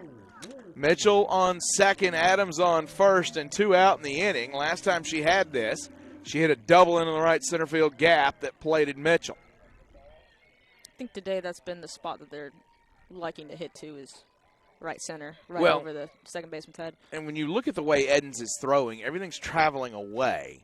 So when you're working with that and putting your hands in the right spot, you're going to hit it over the second baseman as a right-handed batter and the ball working away from you. That one right back up to Edens, and that'll end the inning. Where Faulkner has struggled is when they've gotten around the ball and tried to pull the ball, and that's when you're getting all the pop-ups that you're getting. And all that means nothing because we left 2 runners on base, and we're down 4 runs, headed to the 7th. 5-1 on the Faulkner Sports Network. I don't know if there's anything I like better than good barbecue. Full Moon has the best barbecue and best smoked wings in town, and those onion rings are out of this world. Go by after the game and use your ticket for a buy one, get one free barbecue sandwich. Say hi to Chris in person at 7660 East Chase Parkway or give him a call at 334-676-5999.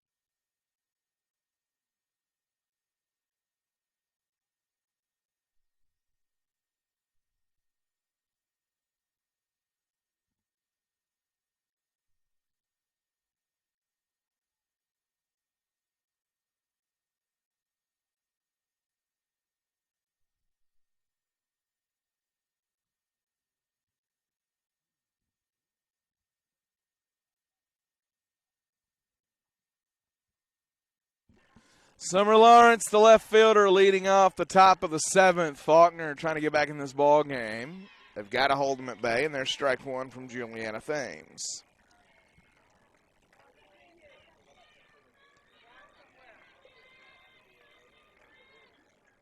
Thames delivers. Lawrence takes 1-1.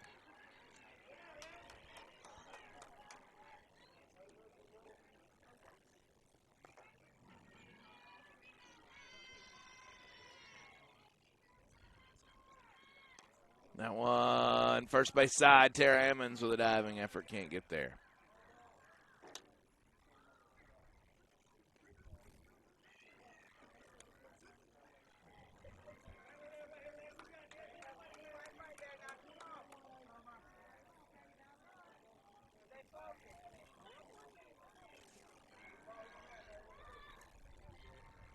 Thames fires left side. Erica Mitchell makes the play.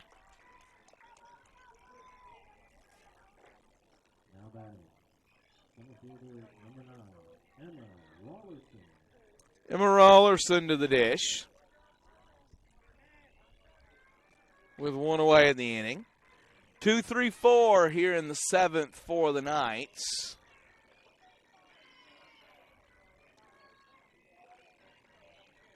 The big swings of the day have come from the bats of Georgia Bice in the 4-hole and Lauren Heath in the 9-hole. Bice with a 2-run homer. Heath with a 2-run single, accounting for the bulk of the Middle Georgia offense.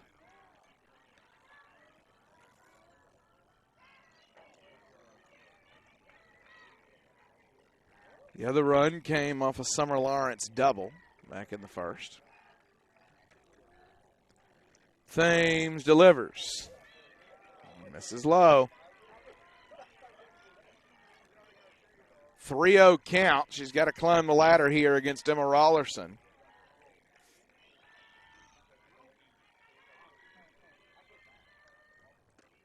That went over for a strike, 3-1.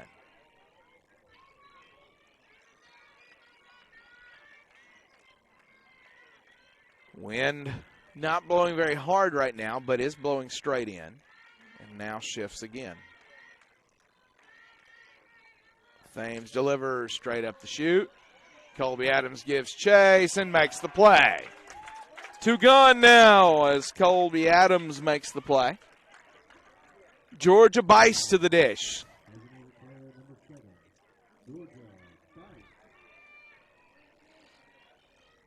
Bice, again, a 2-run shot back in the first.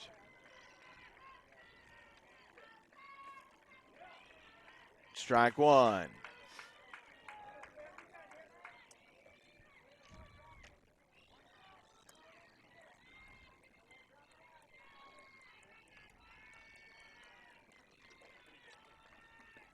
Big cut, can't get it. 0-2 now. Thames is ahead of Bice.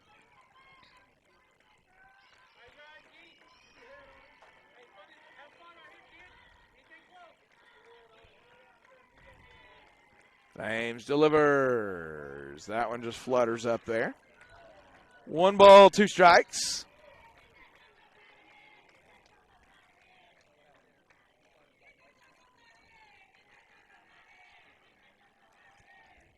Big cut, can't get it. And Thames strikes out Bice, a 1-2-3 inning for Juliana Thames. Faulkner's got 3 outs left to try to come up with 4 runs. This is the Faulkner Sports Network. Connections matter now more than ever. At Guardian Credit Union, we live to make connections, to provide hope, to strengthen our communities, to create stronger financial future. These connections happen in our credit union, in serving our communities, and even in the small moments of sharing a bench with a neighbor. Connect to your goals. Connect to your community. Connect with Guardian.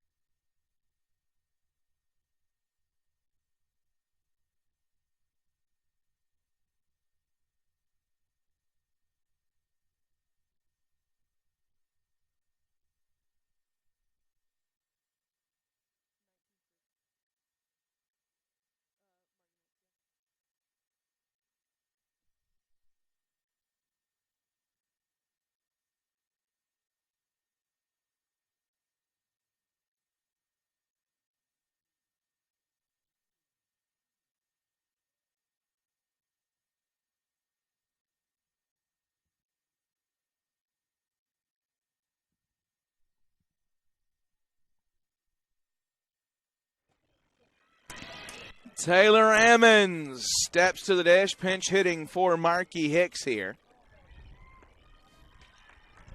She'll take ball 1. Faulkner needs offense. They need it quickly. 2-0.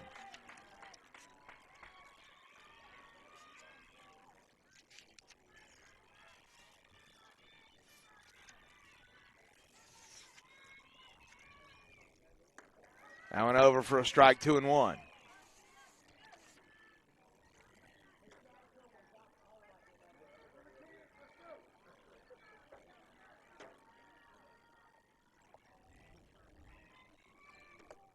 That one over 2-2 now. So Taylor Emmons has seen 4 pitches. She's not offered at any of them yet. Can she come up with something here? 2-2 is the leadoff hitter here in the Faulkner half of the 7th. Straight up to shoot again. And another pop up and out number 1 here in the 7th. Faulkner has done that a lot today.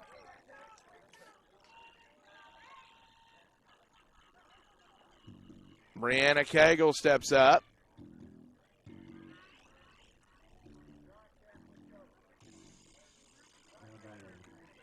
Right fielder number 15, Brianna Cagle.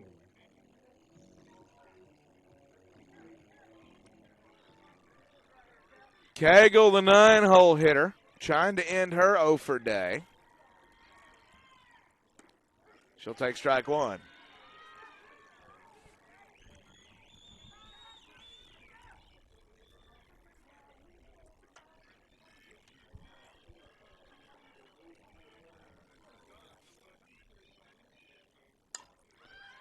That one fouled right side. And out. So 2 gone now, or left side rather, I apologize. 2 gone now for Shelby Burbage. If Faulkner's going to extend this ball game, they got to come up with 4 runs before they get another out. No need to tell you on the challenging situation that they face here. Edens has been really good today. That one fouled left side.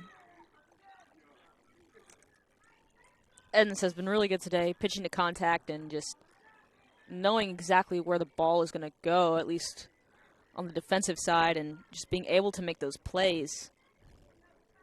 It's just been essential to their success. Burbage with a base hit. So Burbage is aboard now for Katie Jolie.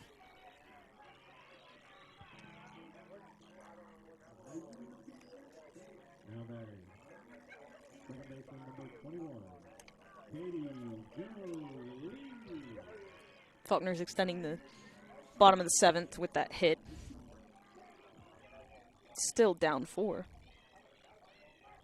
Can Katie Jolie come up with a hit to keep the ball game alive? Right up the shoot, left side. Out of play.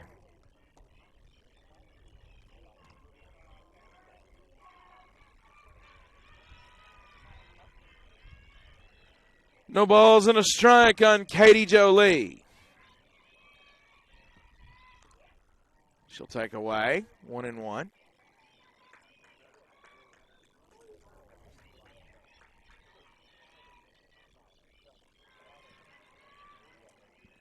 Edens has been working away, which is conducive to the hitters that are trying to put it in that right center field gap where you can park a truck.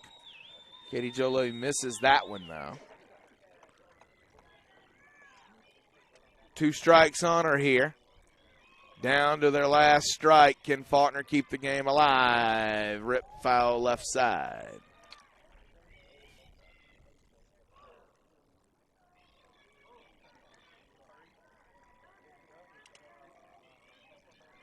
It's a lot of pressure on the situation, but maybe a really good play could come out of it. She'll take there, and Shelby Burbage heads down to second with a stolen base.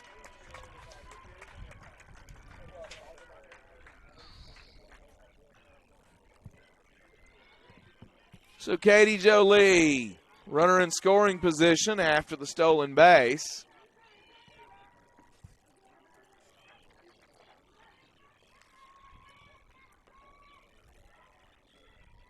Two strikes on her. Fouled back into the parking lot. That foul ball brought to you by Jacob Bear, Alpha Insurance, Millbrook, Alabama. 334-425-3393.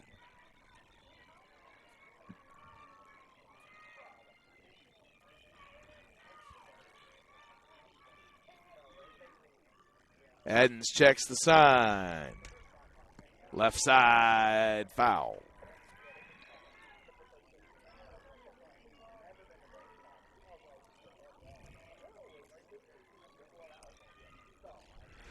So Katie Jolie staying alive here, trying to keep the game going for the Lady Eagles.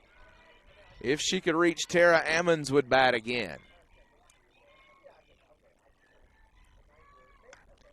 Right side, first baseman's got it. She'll step on the bag, and the ball game is over. It was a big outing for Beth Edens. She limits Faulkner to 1 run over 7 innings in a complete game win. Faulkner suffers its first blemish of conference play, and Middle Georgia State gets its first win in SSAC play. But there's another game here today in about 20 minutes or so here on the Faulkner Sports Network.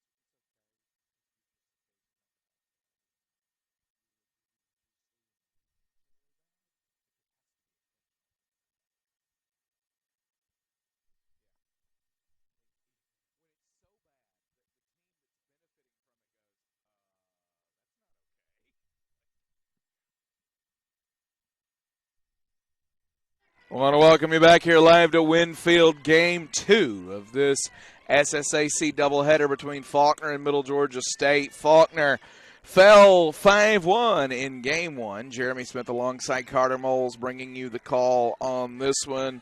And Carter, Caitlin Ennis in the circle for the Lady Eagles for Game 2 here. Yeah, Ennis has been a really solid number 2 on this Faulkner pitching staff throughout the season, behind who's been a stellar number 1 in Megan Schwederman. Ennis enters the game with a 1.94 ERA, a 3-2 record, 7 appearances, 6 starts, 4 complete games, 39 2/3 innings of work. It's Carly Back leading things off for Middle Georgia. Their batting order, not a lot different than we saw in Game 1. Carly Back is the second baseman batting first. Batting second is the left fielder Summer Lawrence. Batting third is the center fielder Emma Rollerson. The designated player is your cleanup hitter. That's Georgia Bice. Batting fifth, the third baseman, is Alexis Colgrove. Batting sixth is the shortstop Logan Blizzard.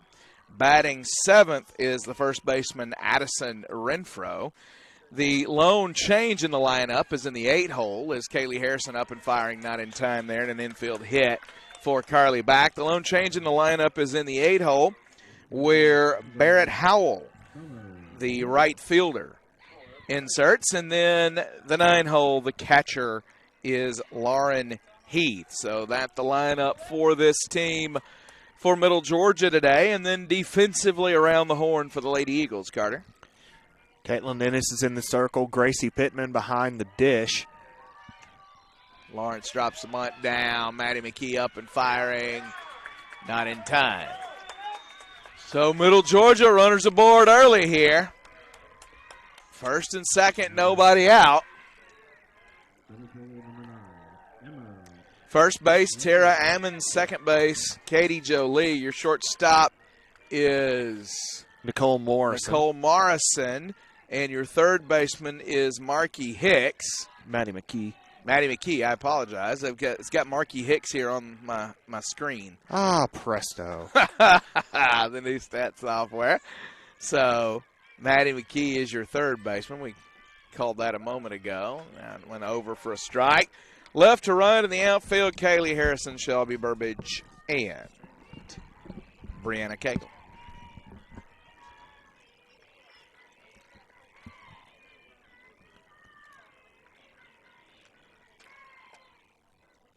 Caitlin Ennis delivers. Gracie Pittman out from behind the dish. This is a Middle Georgia State team, as you saw in Game 1, that runs a ton. Everybody up and down the lineup all the way through the roster with multiple stolen bases.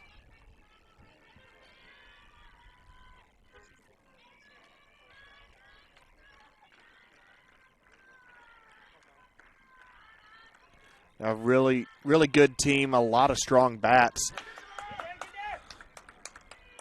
That one gets past Gracie Pittman. Runners on second and third now with nobody out for Emma Rollerson, and she could do damage for Middle Georgia State early. They did a lot of damage in the first inning of Game 1. They put up a 3 spot on the strength of a 2-run homer by Georgia Bice and a 1-run double by Summer Lawrence. Now, we saw just how good this team is in the 0-4 conference record, not at all reflective of what they are coming into this one. Now 1-4 after the win in Game 1. A very strong team up and down the lineup that will definitely have their name in the mix at the end of the season in Decatur and the conference tournament. Caitlin Ennis in a 2-2 count here against Rollerson. Delivers. Big cut, can't get it. Emma Rollerson's retired. Really big strikeout there from Ennis. Able to get her to chase upstairs. Get the first out of the way and maybe try and get something with the force play only at first right now. Important to at least get one out, put the pressure on the runners to make a decision. Georgia Bice is the hitter. She'll take away. Ball and no strikes on Georgia base.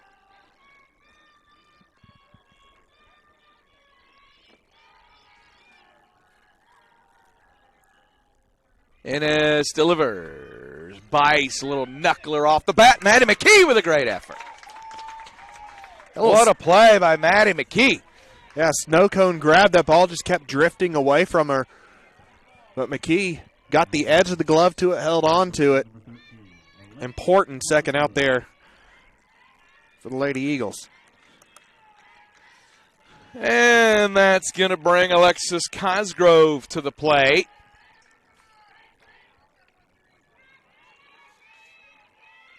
Ennis gets the sign.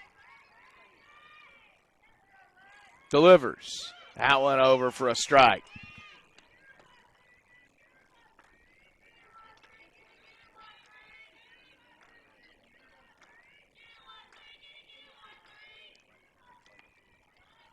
Cosgrove awaiting the 0-1 here from Caitlin Ennis. Up the chute, left side. Kaylee Harrison coming on, making the grab. And the inning is over. So they get the top two hitters aboard with nobody out. Can't push anything across. We go to the bottom half of the first inning, no score on the Faulkner Sports Network. I don't know if there's anything I like better than good barbecue. Full Moon has the best barbecue and best smoked wings in town, and those onion rings are out of this world. Go by after the game and use your ticket for a buy one, get one free barbecue sandwich. Say hi to Chris in person at 7660 East Chase Parkway or give him a call at 334-676-5999.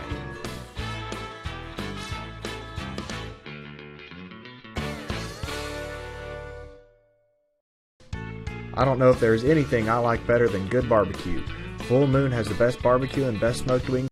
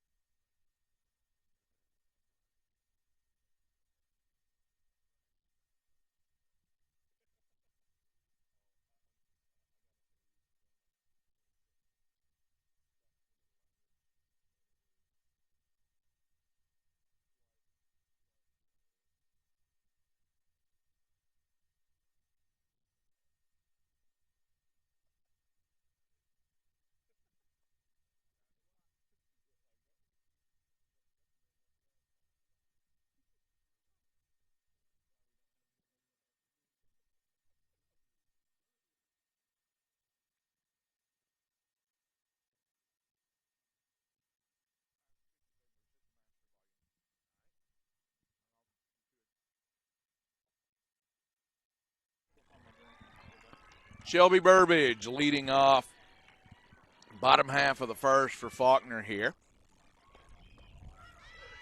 She'll take strike one. Shelby Burbage, Katie Jolie, Tara Ammons due up. Gracie Pittman, Erica Mitchell, Maddie McKee. Nicole Morrison, Brianna Cagle, Kaylee Harrison. The 9 for Faulkner in that order. Facing Mackenzie Silva, the pitcher for Middle Georgia here in Game 2. A 2.97 ERA, 7-4 record coming into the contest. Burbage will take there. She's gone the distance in all 11 outings, 66 innings of work, allowed 70 hits. Opponents hitting 265 against her. Struck out 30 and walked 28. I think I'm most impressed by the fact that she's gone the distance in all 11 outings. I think that's... You can talk about all of the ancillary numbers, and they matter, you know, strikeouts and batting average against and all these things. They certainly matter. But it's all about, can you get through ball games? Yeah. And she's accomplished that. And listen, those numbers held up to what we saw in Game 1 from Beth Edens. Middle Georgia's got a pitching staff here that can really do some damage in conference play. Yeah, definitely. And they've established pretty early that they've got two main. Infield hit for Shelby Burbage.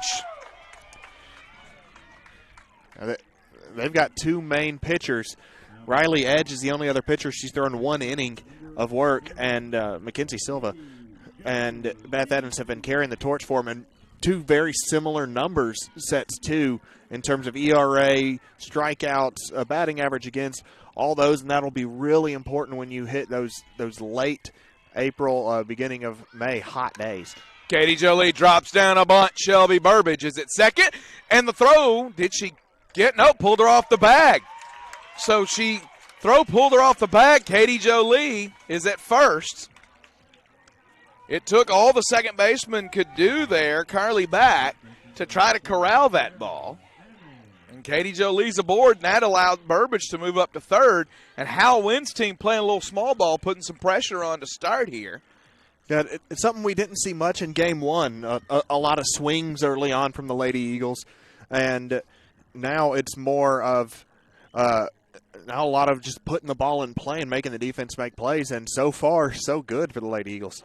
Tara Ammons at the plate. Look, Middle Georgia with a conference in the circle. You saw this Game 1. Every time you get 2 runners aboard, they come together for a mound visit as a team. Now, you see that again here in Game 2. Talking about the strategy, what they're going to do here. Runners on the corners. I'd be surprised if Katie Jolie stays. She won't. There's a steal for Katie Jolie. Katie Jo has been racking the stolen base numbers up this year. I believe that's number 8 for her, if I'm not mistaken.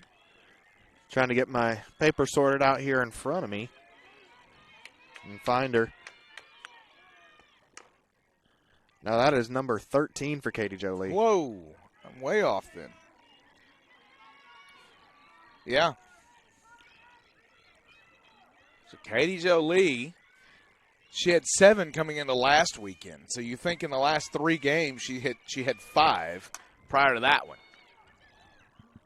They're going to have Burbage hung up. They'll throw back to third. She beats it back. Wow, somehow everybody's safe in that sequence. Katie Jolie's darn near on third base by the time the ball goes back, gets back to second, safe. Fielder's choice. They don't get anybody. That's a scoring anomaly, but it does happen. Now Gracie Pittman with the bases loaded and nobody out. And we're going to have a conversation. This is already the second time in the inning, though. And just the first time the coach has come out, so you're not forced to make a pitching change here.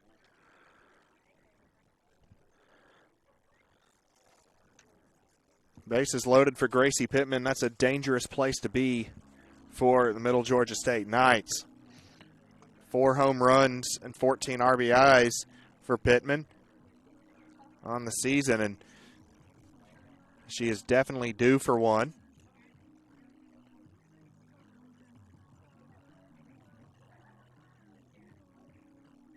One for 3 in Game 1.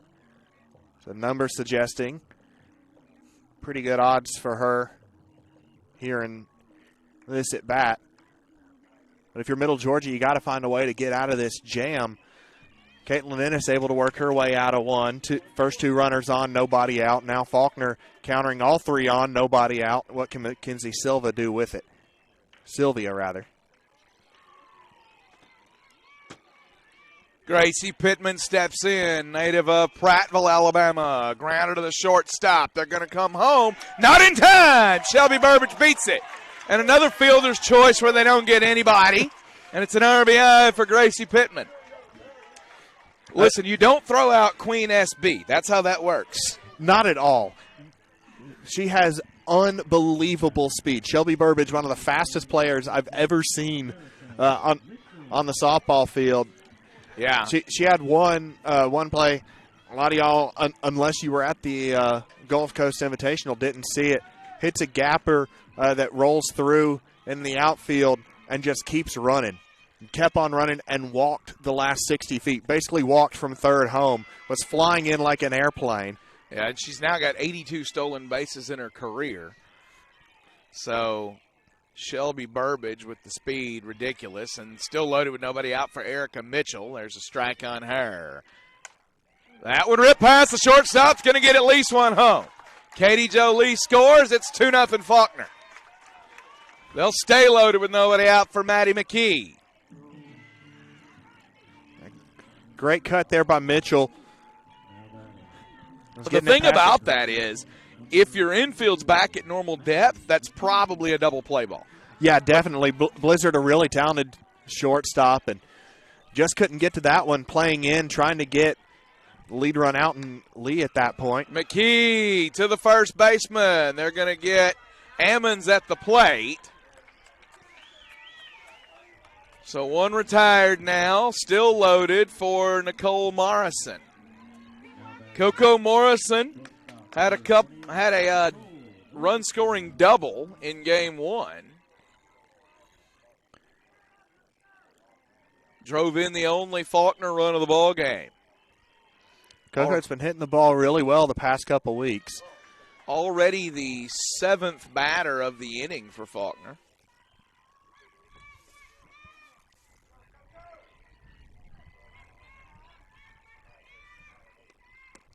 That one over for a strike, 1-1.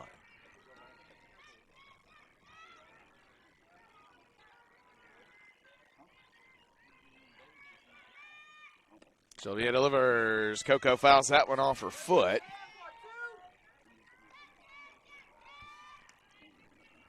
Going to give a shout out to our producer for this game, Buddy Bagsby.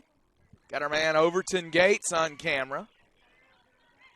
Our FSN crew here.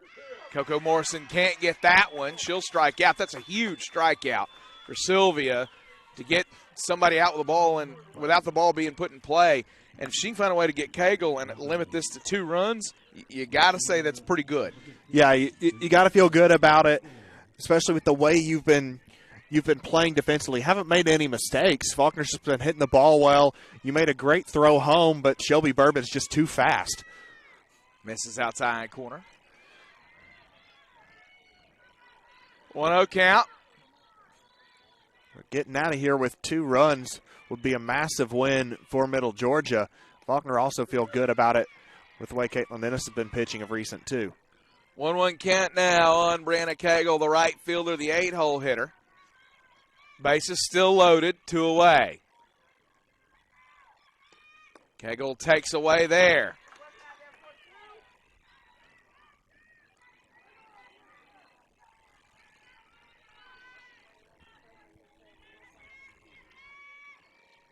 He delivers, fouled off by Cagle. It's Gracie Pittman at third, Erica Mitchell at second, and Maddie McKee at first, the runners for Faulkner here. 2 strikes on Brianna Cagle. She'll step in. Take away, full count now, payoff pitch coming to Cagle.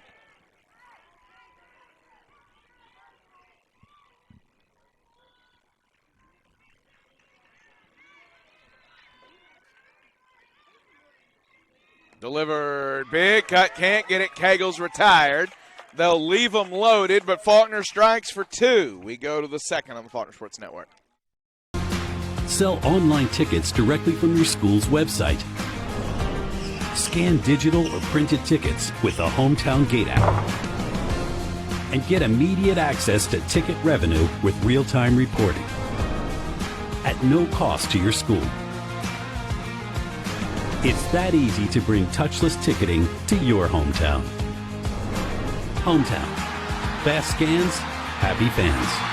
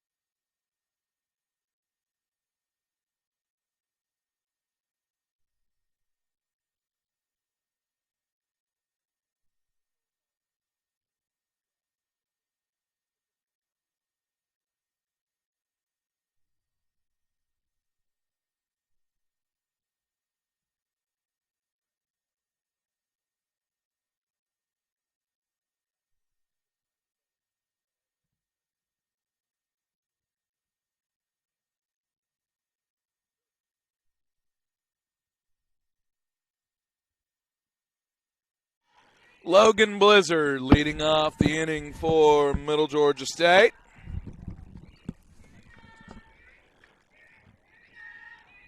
Caitlin Ennis delivers. This is away there.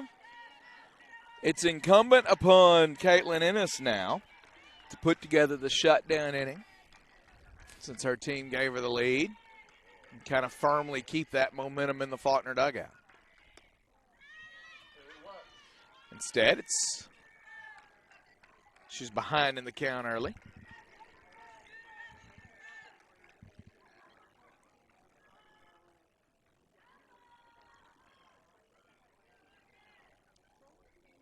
There's some cackling coming from the dugout. Hal Wynn was out of the dugout. I don't know what happened there. I can't see the field as well as even the camera can. I know his wife, Ray Wynn, somewhere over there, so yeah, would not surprise me. 3-0 count now. Caitlin Ennis got to climb out of this hole. She climbed the ladder. Got it over for a strike, 3-1.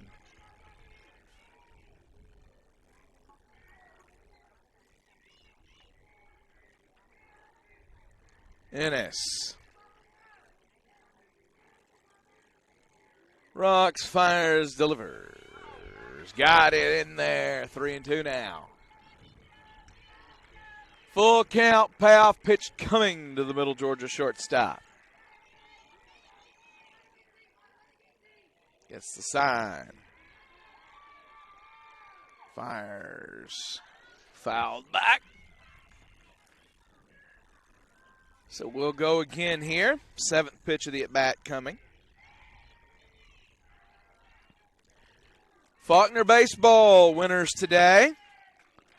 6-5 victory in Lawrenceville, Georgia over the number 5 team in the country, Georgia Gwinnett, after beating the number 2 team in the country, Tennessee Wesleyan last night. And Logan Blizzard with a grounder through the left side for a base hit. A great cut, high chopper. Nothing that left side of the defense could have done about it. Huge weekend for Faulkner baseball, though. A team that had a really slow start. A lot of people had written them off, that the season's done. Go ahead and stick a fork in them. Yeah, they're back. Huge weekend for them. Yeah, they fell out of the poll for the first time in some 90-plus weeks. Tara Ammons dives for that ball, but can't corral it before it goes foul. Yeah, it was 2010. I don't think I even heard about Faulkner at that point. I've now been here 8 years. Yeah.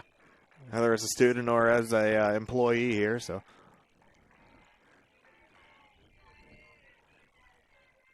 I feel like those wins will put them right back into the mix, the top 25. I wrote 27 if you worked it out. So that one fouled back into the parking lot. That foul ball brought to you by Jacob Bear, Alpha Insurance, Millbrook, Alabama. 334-45-3393. Renfro had a couple of really long at-bats in game one. She saw 10 pitches in her first at-bat and 12 in her second. She fouls that one back here. Gets a piece of them until she finds one she likes, and really tough out in Renfro every time up. Renfro awaits the 0-2 again. That one fouled off again. And something really good to have in your 7 spot, too. Someone who can go and make the pitcher work a little bit. Yeah. Listen, if you need a bathroom break, it's safe to take it during her at bat because she's probably still working when you get back. She's really, really competitive at the plate.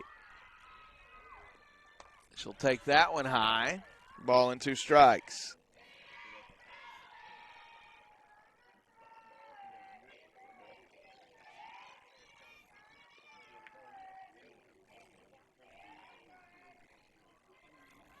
Ennis gets the sign, finds the grip and fires. Big cut, can't get it. Renfro's retired.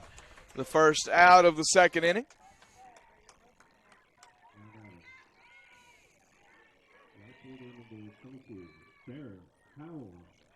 And that will get Barrett Howell to the plate. We've not talked about her yet today.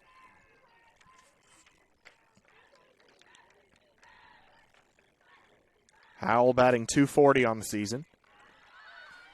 As Blizzard takes off. Down and can't get there in time. So Blizzard with a stolen base.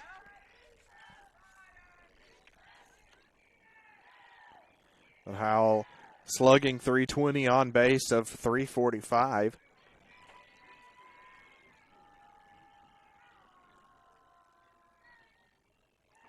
Ennis gets the sign, finds the grip, and fires. That one up the middle, base hit, should score Blizzard. The throw to the plate, Pittman can't corral it.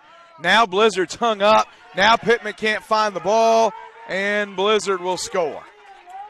So Blizzard had stopped on the throw in, and then when the ball went off of Pittman's chest protector and rolled over toward the dugout, she was able to make it home. We'll leave it to our official scorer, Carter Rolls, on that one. That's what I'm definitely going to have to think about a little bit here. Yeah, because that is a tough she's play. Running on the hit, trying to come home. The throw was good enough that it stopped her and she retreated. And then she advanced on the ball, bouncing off of the chest protector. So really hard. I mean, do you give the RBI there? Traditionally, yes, but that's a weird play.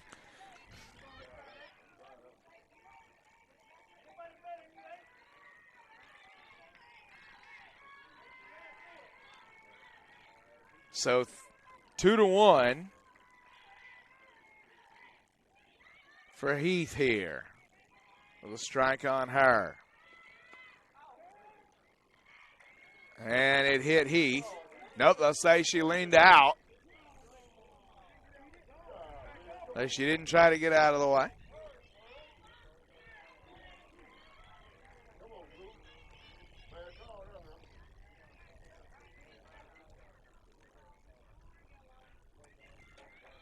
Ennis finds the grip.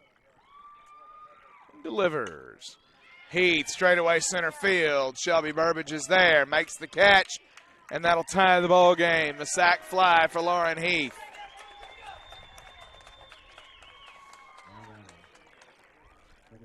So Barrett Howell ties the ball game as she crosses the plate. We're back to Carly back at the top of the order.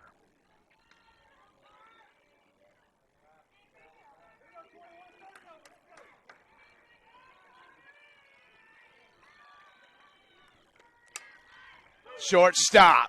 Morrison up and firing and gets Carly back. What a play by Coco Morrison. But Middle Georgia fires right back and gets those 2 runs back, ties the ball game as we head to the bottom of the second on the Faulkner Sports Network.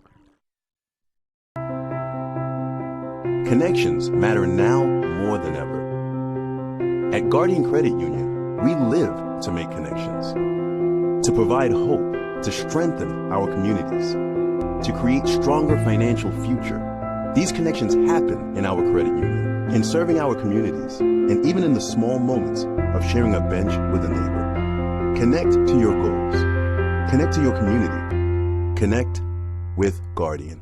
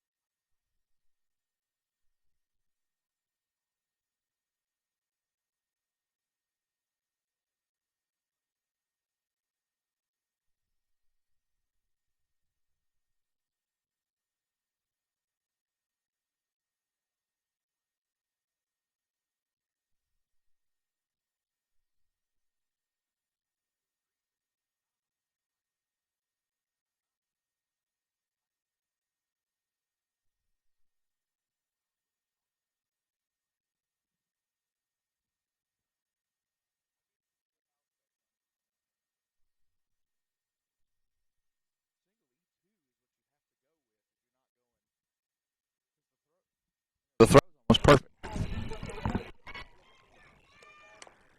Harrison fouls that ball off. So Kaylee Harrison, the 9-hole hitter, leading off the bottom of the second. She's the left fielder. And look at the numbers on Kaylee Harrison, Carter Mole. She's off to a great start this season. Yeah, Harrison had a massive weekend last weekend. Very well could have been the SSAC Player of the Week as well. Her and Ammons neck and neck for that. Their stats just absolutely off of the charts. 14 stolen bases in 12 games for Harrison. And how about that 586 batting average to this point? 655 slugging percentage, 622 on base. She's been an absolute weapon. She's played some at short, now playing in left today. Product of Marbury High School. She'll take that one away.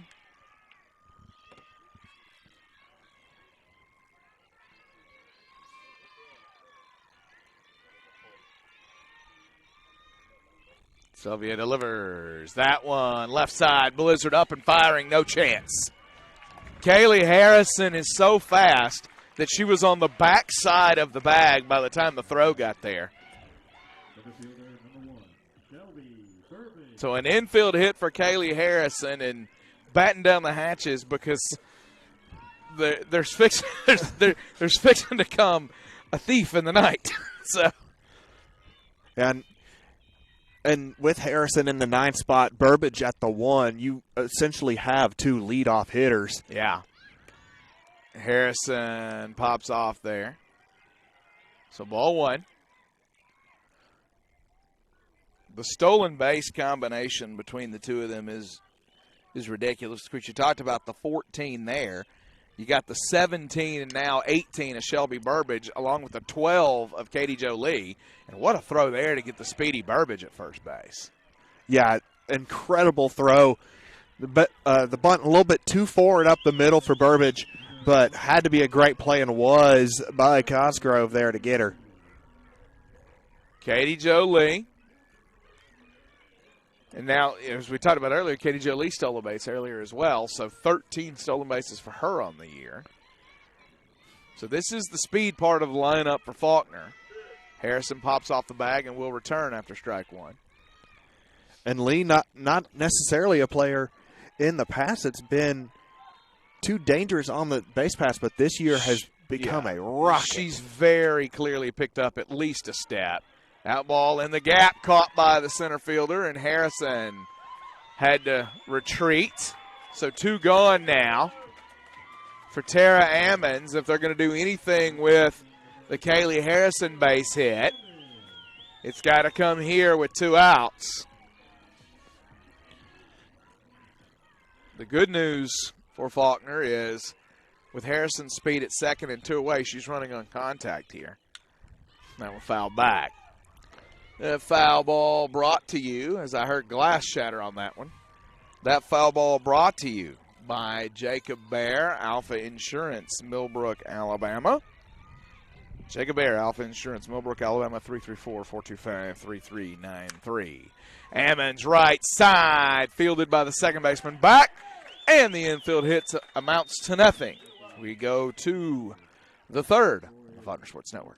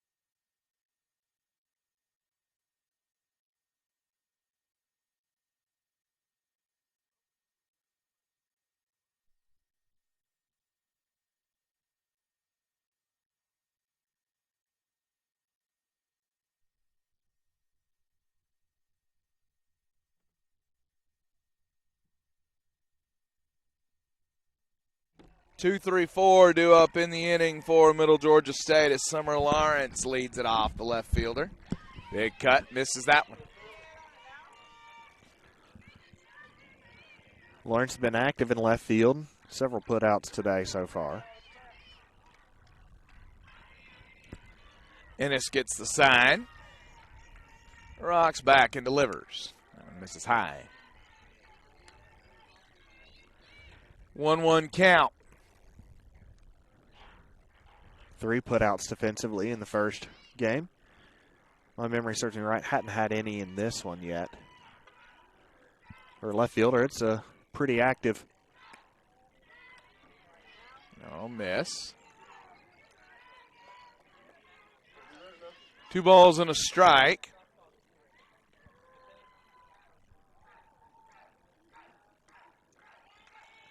Ennis gets the sign. Finds her grip and fires. Straightaway center field. Burbage chase back. Still going off the top of the wall. Burbage will have to rebound and find it. Lawrence headed to third with a triple. That one just missed getting out of here. It hit the black stripe on the top of the wall. Yeah, if the wind is a little bit more friendly to her, that one's gone. I thought for certain that one was gone when it left the bat. Just kept going and going, and I think Burbage thought it was gone too. Well, the thing is, you hardly ever see Shelby Burbage have to flip her hips and run that way. She normally has such perfect positioning on a ball. That one just kept carrying, and really lucked out that one hit off the top of the wall. Now, though, Middle Georgia can get that run home with a hit here, and that one fouled off. Rollerson maybe trying to bunt her in. The ball's in a strike on Emma Rollerson.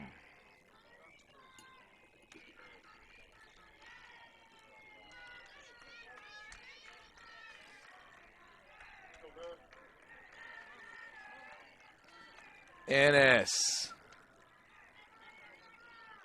gets the sign. Misses high. Right now, Ennis trying to work and not give her a pitch that she can put down easy for a bunt. Trying to prevent the sacrifice play. 1-1 count. Mitigating damage is a big part of Ennis's job here, though. You don't want to mess around and walk Rollerson. Now she's behind 3-1. Going to have to give her something, or 2-1 rather.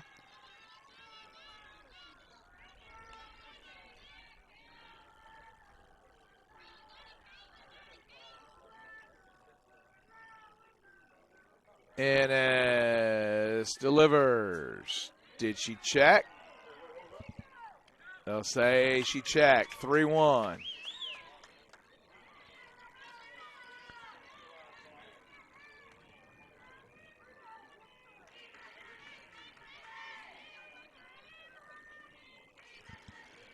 Ennis got to give her something here. Delivers. Up the middle, base hit. That's going to get Lawrence home. Middle Georgia leads 3-2. And Rollerson aboard with nobody out. It just smoked right back up the middle, almost hit the second base bag. Great hit. And no need for the sacrifice there. She tried on strike 1, strike 2, swinging. Her second swing is a really good one, drives in a run. Middle Georgia in the lead. It's going to get Georgia Bice to the plate here. She has swung a big bat today. And that one over everybody's head. Gracie Pittman out to have a conversation with her pitcher.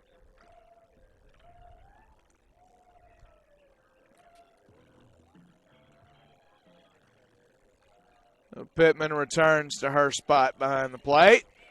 We're ready to go. Ennis gets the sign.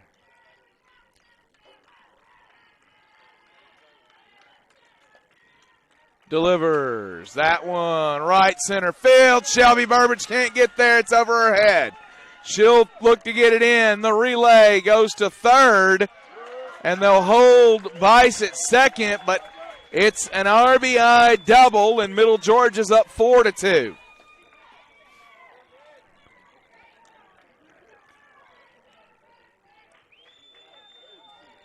Just a great cut and kept going. And conversation here.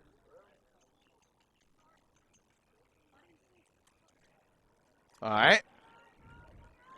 Thinking, I was looking down and keying in the stats, but what I think happened was that Vice had walked back to her first base coach to hand her her elbow guard, and the umpire wasn't sure that that time had been called. The home plate umpire, Which third would have base been umpire, abandoning had the bag. Yeah. That one over for a strike. Didn't see that time had been given and that the play had been kind of whistled dead for in a sport that doesn't use whistles. You hear lots of them while you're out here, though. Oh, yeah. They're usually coming out of the dugout or the stands. 0-1 count. That one knuckles to the shortstop, Coco Morrison. All she could do to keep it in front of her, an infield hit. That one just backspin off the bat. And now Faulkner just trying to keep this from becoming a huge inning. Still nobody out. Runners on first and second. And that brings Logan Blizzard to the plate. 2 already across in the frame for the Knights.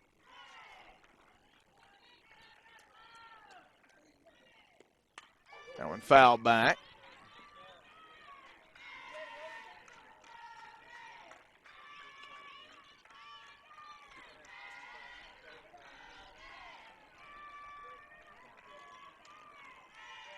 Caitlin Ennis.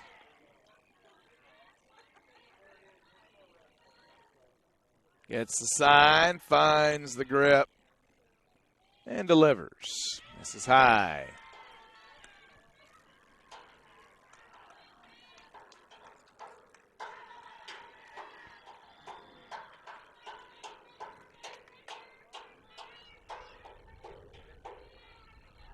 Ennis delivers. I want to miss away. 2-1.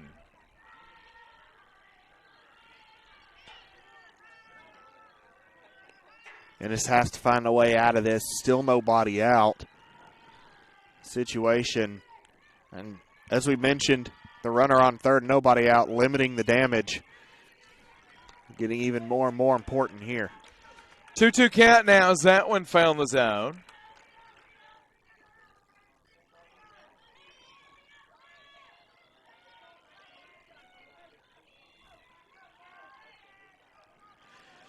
Ennis delivers. Misses away. 3-2 now. Payoff pitch coming.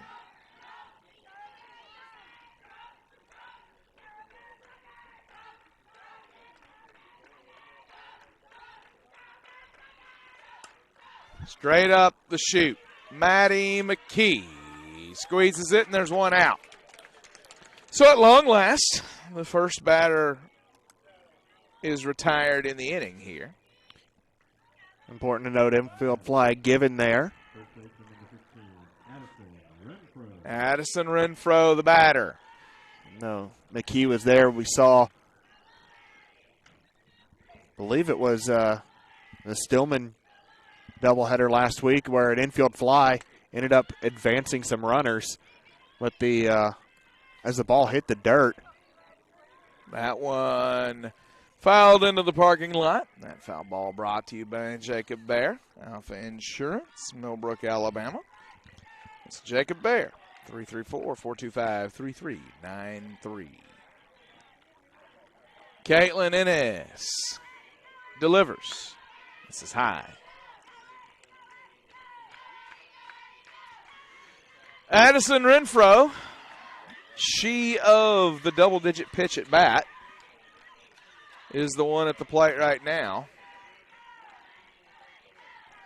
Ennis delivers. Misses high.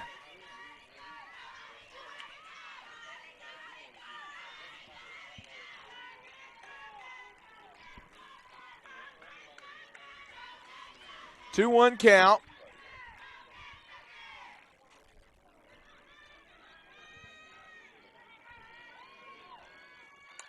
Renfro drops down a bunt. Ammons up and firing. Katie Jolie squeezes it. 2 gone in the inning.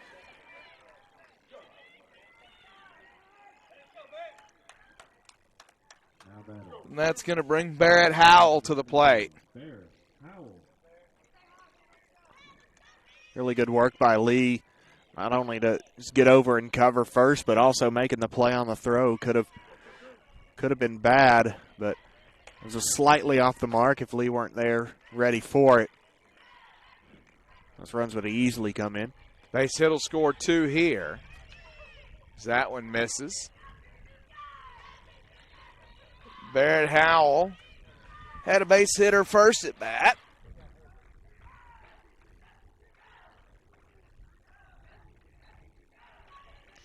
Ennis delivers. This is low. So 2-0 now.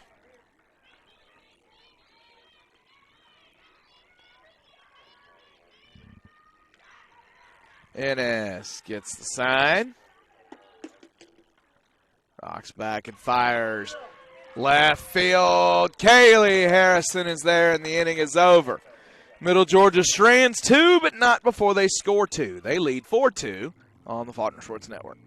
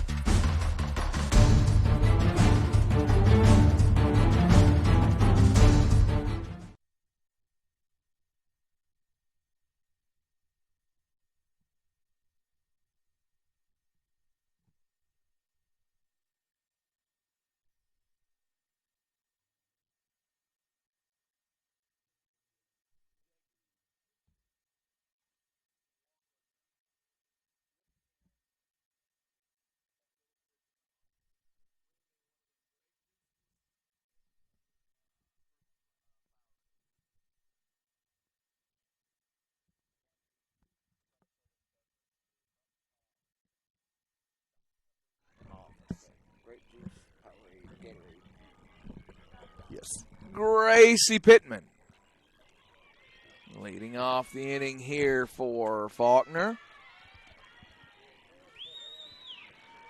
Lady Eagles in need of some offense. They led 2-0. They now trail 4-2. Momentum has swiftly and squarely landed in the Middle Georgia dugout. Yeah, it looked like Faulkner had all the momentum in the world and did have it in the first inning. Brought 2 across, and they left a couple stranded and couldn't get the shutdown inning in the second. And then Middle Georgia right back at it with 2 more in the third. 3-1 count here. That one grounded to the shortstop. Blizzard up and firing. And a base hit for Gracie Pittman. Pittman legged it out and wanted to be certain that call was safe. The second her foot touched that bag, arms go out, I'm safe. Listen, if a power hitter is going to bust it down the line like that, she wants to be rewarded. It's like when the big man runs the floor in basketball, you feed him. Now Gracie Pittman at first. Erica Mitchell at the plate. Mitchell to the shortstop. Blizzard to second. And Pittman beats it, but if you're Hal Wynn, you're like, get down right there. Like, what are you doing? Yeah. So she definitely beat it, but Some umpires will not give you the benefit of the doubt on a play like that. So, 2 on, nobody out. Can Faulkner cash it in? Maddie McKee to the plate here. Pittman at second, Mitchell at first. McKee shows bunt.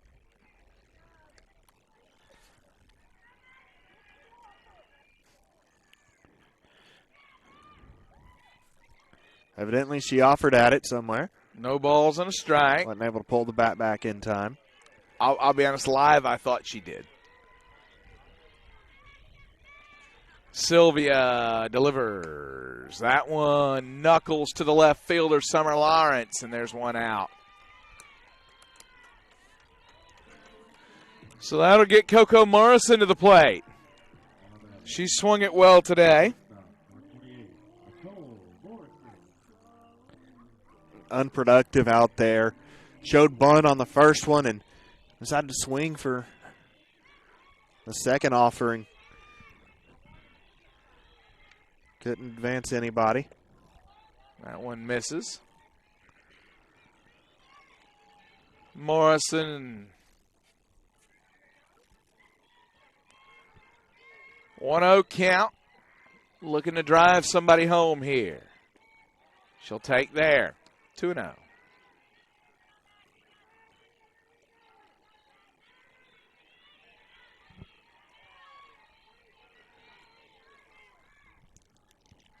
The 7 spot in the Faulkner lineup here. She'll take there. 2-1 count on Nicole Morrison. Rips it to the second baseman, off for glove. Gracie Pittman rounds third and heads home. That'll make it 4-3. Just a wicked hop there. Second baseman couldn't get her glove to it enough. Got it off the heel of the glove, and that allows the run to score.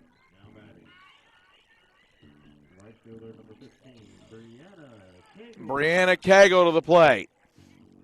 First and second, still one out. Cagle due right now. They're in at third.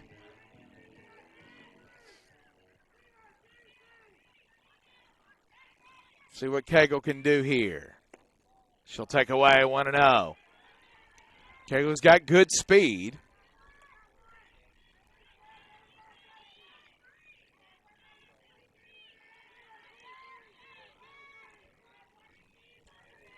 That one delivered. Misses away, 2-0. Now time taken. Conference in the circle. A third one already for Middle Georgia in this game. Very careful.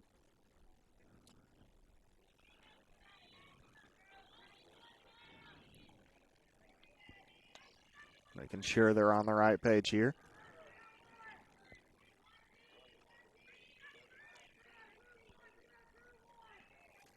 Cagle awaits the 2-0. 2-1. So the conference worked out. Bottom of strike.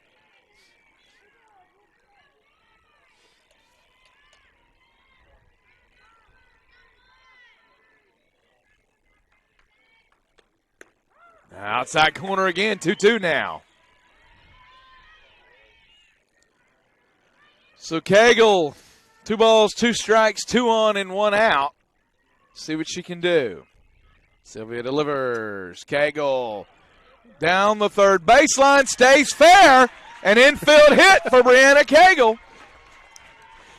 It went all of 5 feet away from the base. Listen, Cosgrove's watching it, and it got everyone there safe. It's the way softball works. You absolutely hit one on the screws right at somebody, and then you dink one 2 feet away, and you're on first.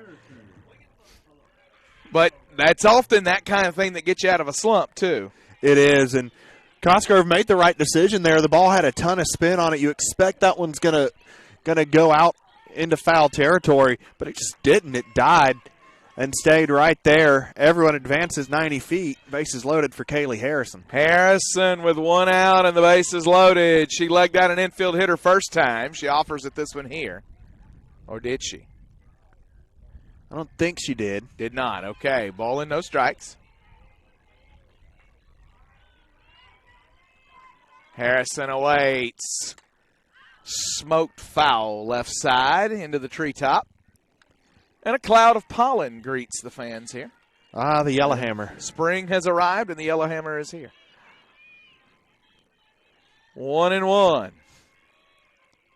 Sylvia delivers. That one to the third baseman, and she'll make the tag and then throw to first, not in time. Erica Mitchell gets tagged on the way by. A really good play by the third baseman that time, Cosgrove. Now you need a two-out hit from Shelby Burbage.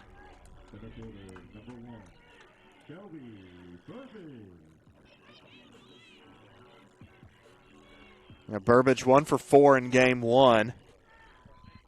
1 for 1 here in game 2. Burbage awaits. Ball 1. Faulkner's got them loaded here. They stranded 3 in the first inning. They really can't afford to get less than 2 here.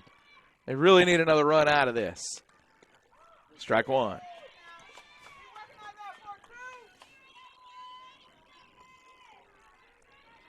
One count on Shelby Burbage. She steps back in. Smoked, left field, slicing, foul. With Burbage's speed, she's running for a while on that one. But it drops foul.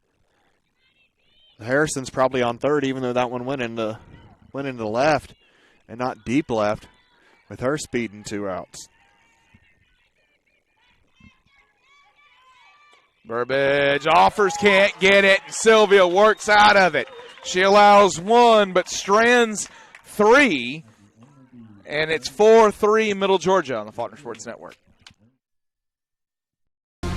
Sell online tickets directly from your school's website. Scan digital or printed tickets with the Hometown Gate app. And get immediate access to ticket revenue with real-time reporting. At no cost to your school. It's that easy to bring touchless ticketing to your hometown. Hometown. Fast scans, happy fans.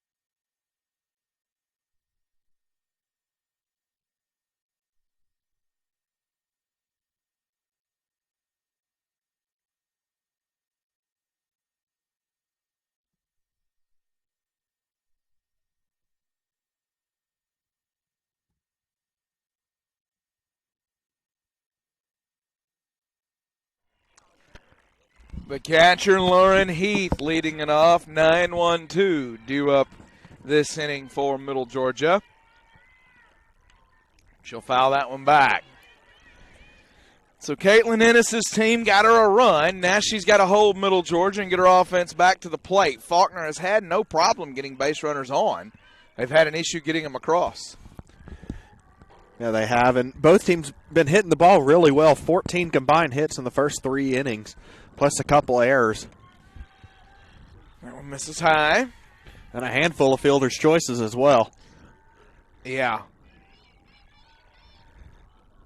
You wonder how, as the shadows keep progressing across the field, how that will impact the game. So far, it's been a hitter-friendly change, which is a little unusual to see as the pitcher starts out in the sun and the ball comes into the shade. That foul ball brought to you by Jacob Bear, Alpha Insurance, Millbrook, Alabama, 334-425-3393. You want protection? You need a Bear on your side. That one's free. I gave that one to him earlier. Caitlin Ennis delivers. Rip left side on a base hit.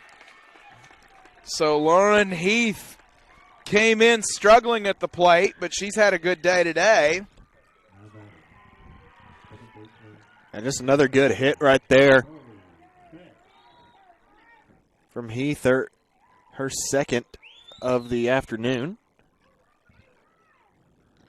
So now, there's a pinch runner. That'll be Michaela Swanson running. Swanson, 3 stolen bases on the season. Listed at 4'11".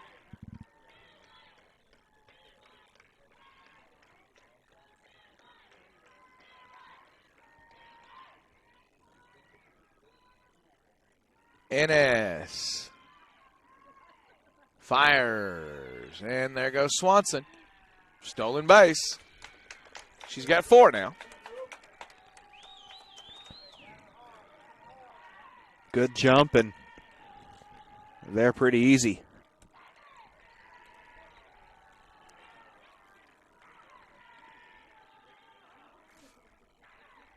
So Curly back, steps back in. Ennis delivers in the dirt. Pittman picks it.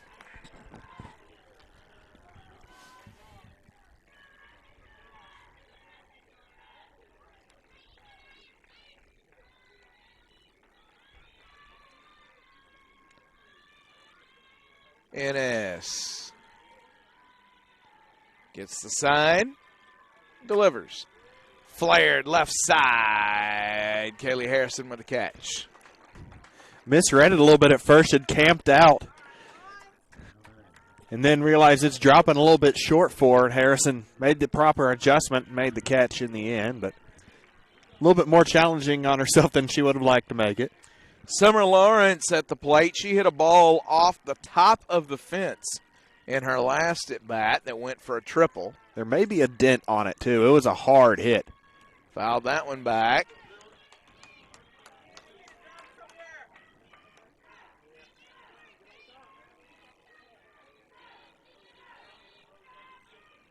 No balls and a strike on Lawrence.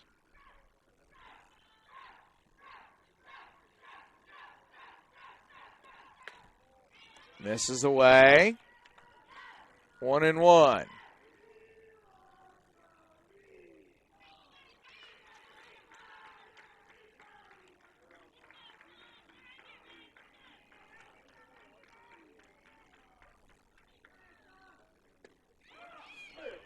That one called a strike. 1-2. Those low corners and given on both sides in this one. 1-2 count now on Summer Lawrence.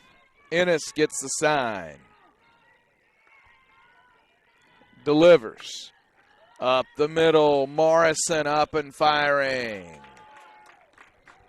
2 gone now. Swanson at third.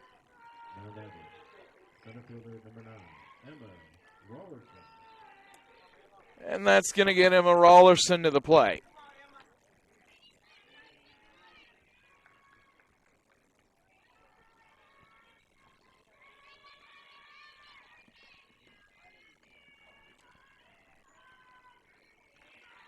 Rollerson 2 for 4 in game 1 with an RBI and a double.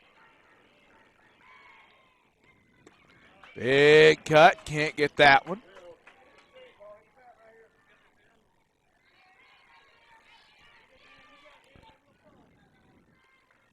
Ennis trying to put his ear on the metaphorical scoreboard. We don't actually have one here, but Well, there's a scoreboard. It just doesn't keep score. it's decorative. I wouldn't even say it's highly decorative. That one misses. It's probably how my wife sees my decoration in the house. It's there. Not too pretty, but it's there.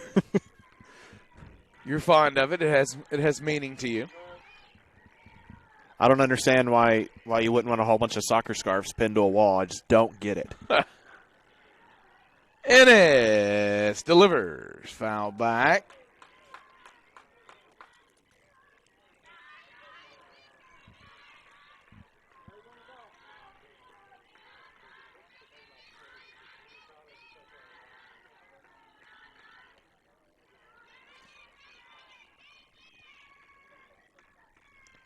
So, Rollerson awaits. Fouls that one off.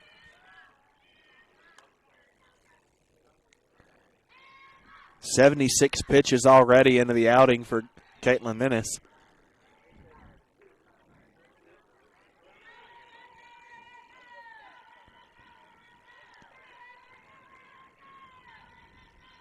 Ennis rocks and fires. High fly ball, left side. Kaylee Harrison is there, and the runner will be stranded at third. A shutdown inning for Caitlin Ennis. 4-3 Middle Georgia on the Faulkner Sports Network.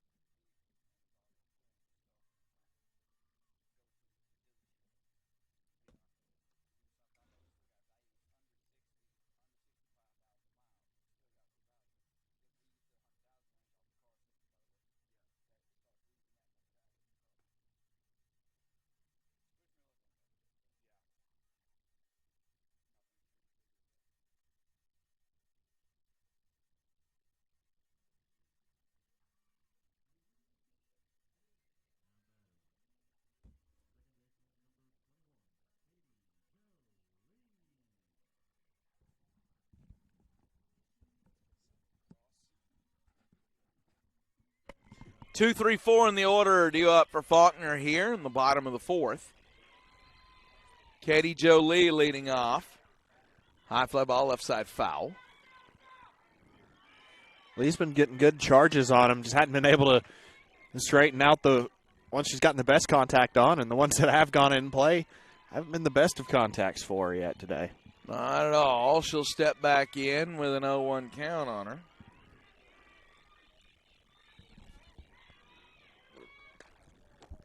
Left side foul again.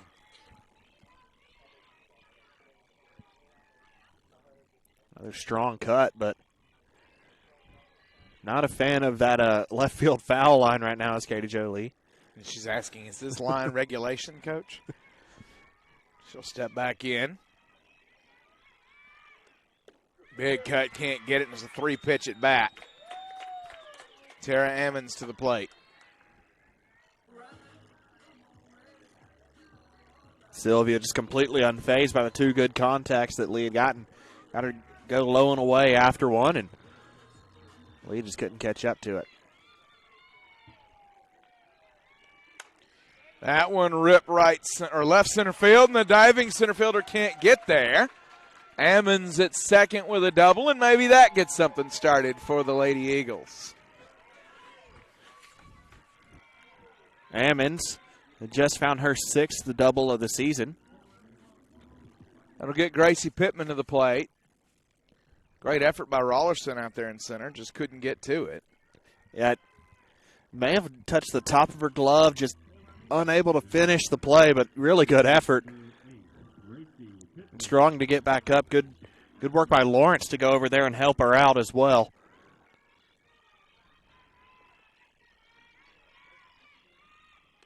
That one right center field. Caught by Rollerson. Now 2 away in the inning.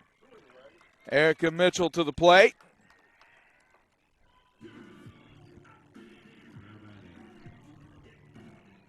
Mitchell has came into the day with a slugging percentage of .698, 7 doubles, and a home run. A lot of power in this bat. Would like to be on display here. If you're Howland. Takes away there, 1-0 count.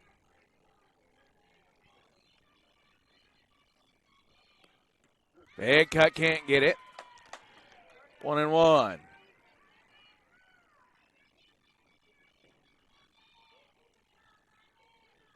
Mitchell awaits the 1-1. Foul back. 1-2. That one into the parking lot. Means that foul ball brought to you by Jacob Bear, Alpha Insurance, Millbrook, Alabama. 334-425-3393. She'll take away there.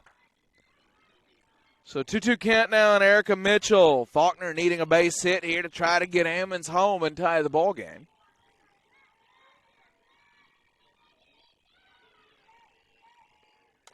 Mitchell gets a piece of it to stay alive. Hit her while she was still inside the box. Foul.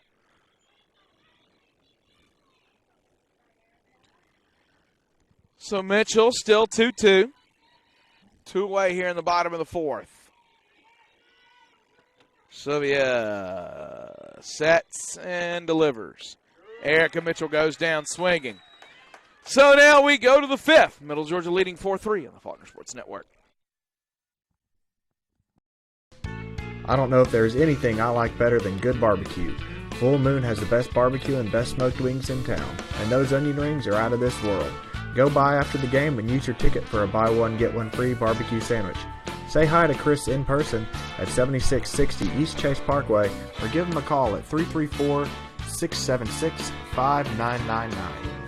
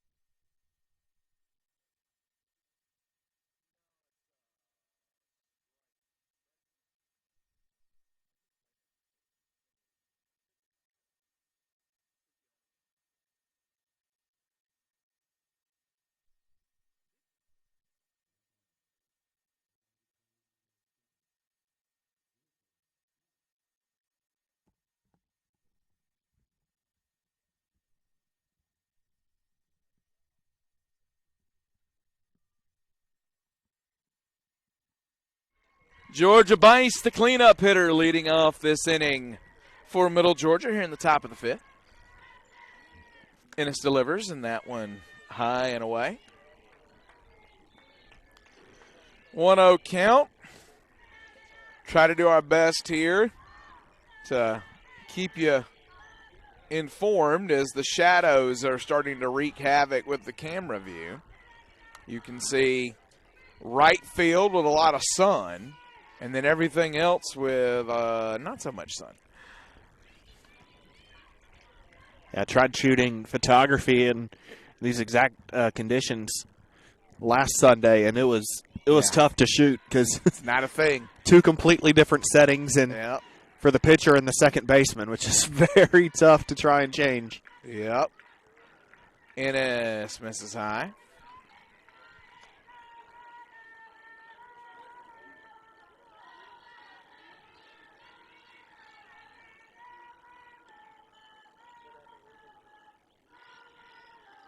Ennis steps back in here to get the sign, finds the grip, and delivers. That one misses high and away again.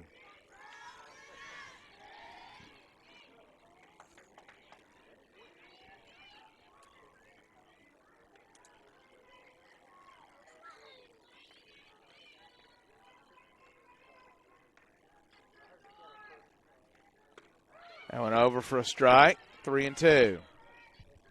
Able to work the inside edge there. Not let her high.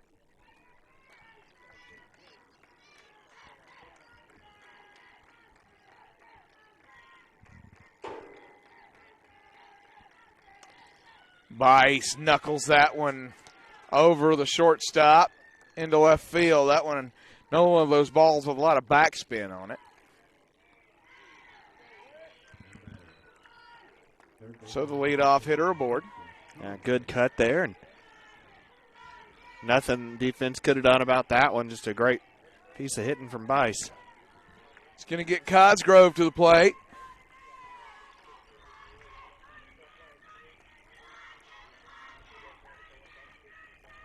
Ennis delivers.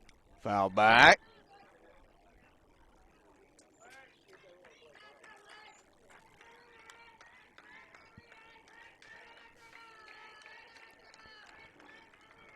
Bice was going there. Wonder if she'll go again. Yes, the answer is yes. If you look at Middle Georgia's stats, yes, the answer is yes. They are here to run. Big cut, can't get that one.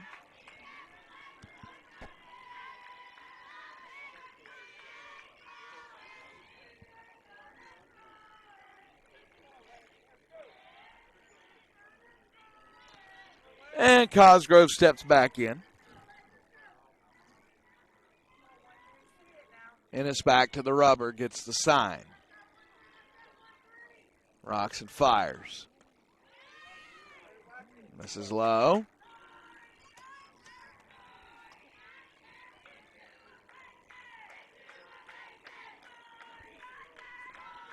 Ball and 2 strikes.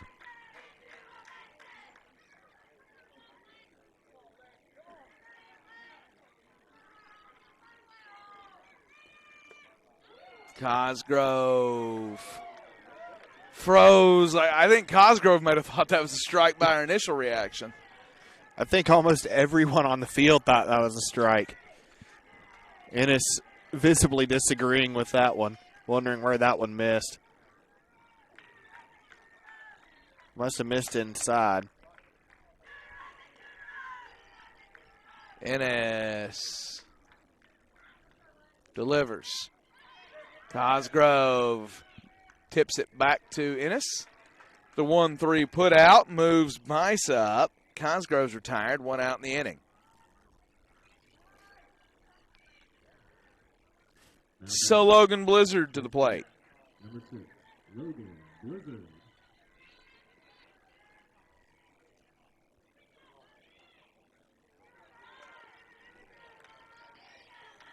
Blizzard steps in.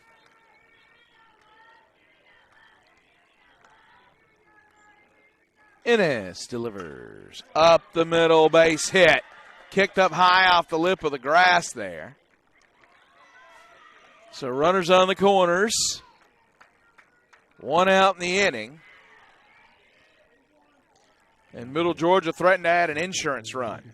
Ammons blocking that throw in like a catcher right there. That's the 11th hit that Middle Georgia's had. Well, that's absolutely going for the Knights right now. They've only been able to turn it to 4 runs, but a chance to add to that total here. For sure. Hal Wynn out to talk with Caitlin Ennis. You got to be careful here. You're getting late. You're in the 5th. You can do something with a 1-run deficit. It's hard to do much more. Lineup card's out. You wonder if that's it for Ennis, That's and it is. Juliana Thames will come in. And while she takes her warm-ups, we'll pause for just a moment on the Faulkner Sports Network.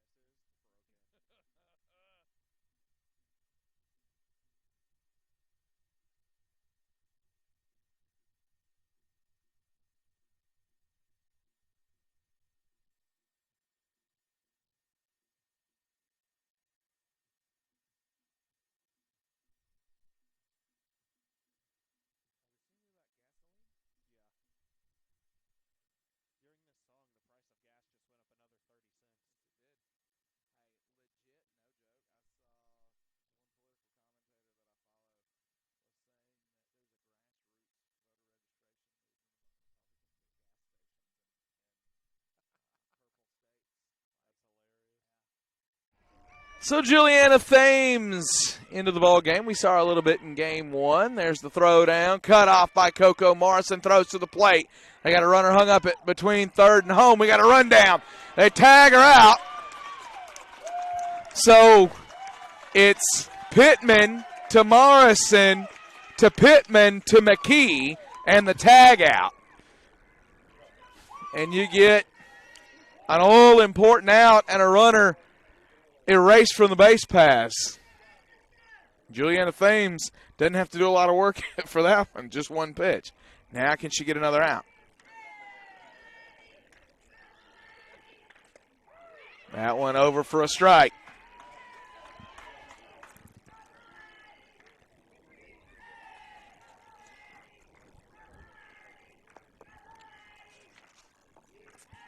Thames delivers, misses high.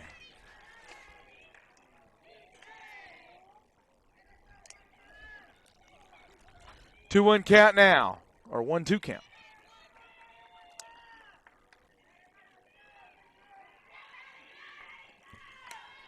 A little change up, slowed her bat down, up and firing, and got her. So we go to the bottom of the 5th. 4-3 Middle Georgia on the Faulkner Sports Network. Connections matter now more than ever. At Guardian Credit Union, we live to make connections, to provide hope, to strengthen our communities, to create stronger financial future. These connections happen in our credit union, in serving our communities, and even in the small moments of sharing a bench with a neighbor. Connect to your goals. Connect to your community. Connect with Guardian.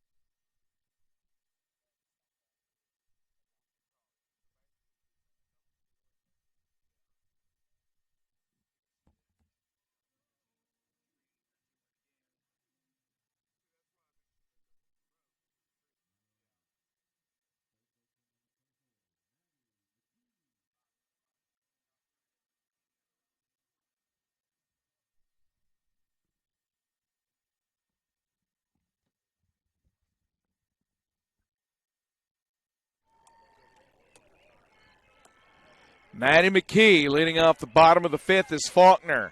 Tries to find a way to tie the ball game. Maddie McKee straightaway center field.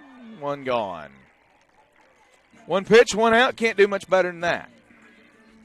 A solid cut just right into the mid of Rollerson, and catching practice for her there. Cole Morrison to the plate.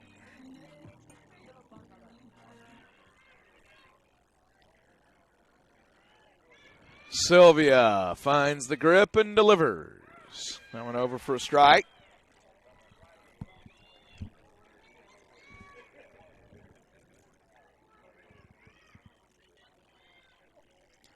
Sylvia misses there, 1-1.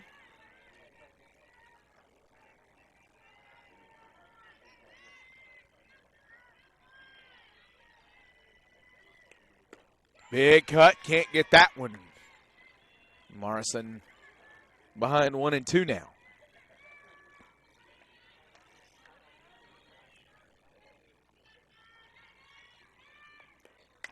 Morrison, high fly ball left center field. They nearly collide. I think their gloves actually did hit each other. Summer Lawrence caught the ball. Looked really scary there for a second, but somehow in the glove of Summer Lawrence there. Both of them still on their feet. Nobody hurt. Brianna Cagle with 2 outs. We'll try to get something started.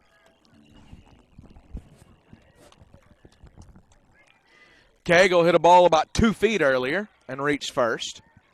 She hits one of the shortstop here. Shortstop throws over. First baseman drops the ball. So an E3 gets Brianna Cagle aboard. See if Lady Eagles can do anything with that. Second chance at life here in the bottom of the fifth. If there's any good news at all off that play for Middle Georgia, it's the fact that Kaylee Harrison's not starting the inning.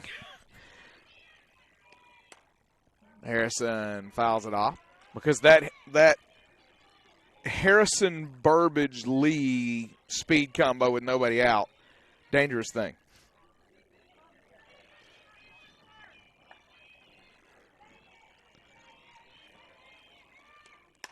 Cagle breaks as Harrison fouls that one off.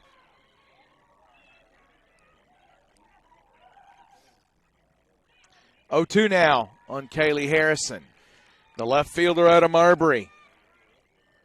Trying to find a base hit, extend the inning. Slowed her back down that time, fouled it away again. Harrison's been testing Cosgrove. So far, Cosgrove has been passing. Harrison loops that one over the third baseman's head. So Kaylee Harrison kept working that left field line, then found one she liked. Now you got runners on first and second with 2 away and Shelby Burbage at the plate. And you got to feel like this one, huge sequence for Faulkner here. Yeah, absolutely it is. And you're able to get out of the fifth. You've given up 11 hits, but only 4 runs. And now you got a chance to tie the game. You got a runner on second. Burbage can put one into the outfield. You're looking at a whole different ball game in the sixth. Big chance for the Lady Eagles, who were gifted this opportunity on a drop by Renfro at first. Ball in, no strikes. That one over for a strike. Harrison back easily on the throwdown. 1-1.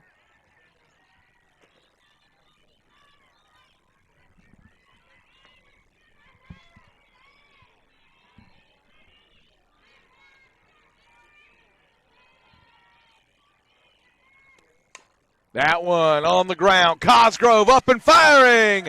Got her. So Burbage is thrown out by Cosgrove. 2 runners are stranded. Faulkner trails 4-3 as we head to the 6th on the Faulkner Sports Network. Sell online tickets directly from your school's website. Scan digital or printed tickets with the Hometown Gate app. And get immediate access to ticket revenue with real-time reporting at no cost to your school. It's that easy to bring touchless ticketing to your hometown. Hometown. Fast scans, happy fans.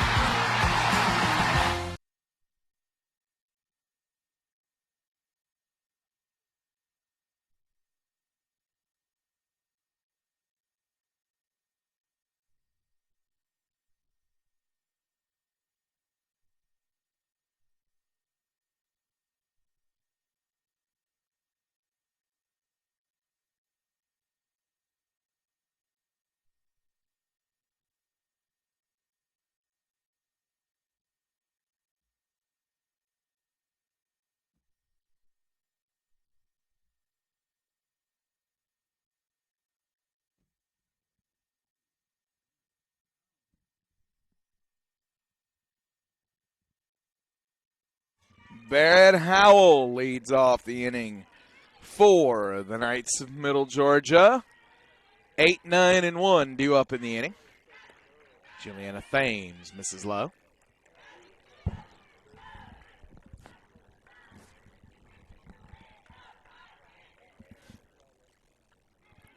"19 hits combined in the first 5 innings between these two squads. Just 7 runs out of those.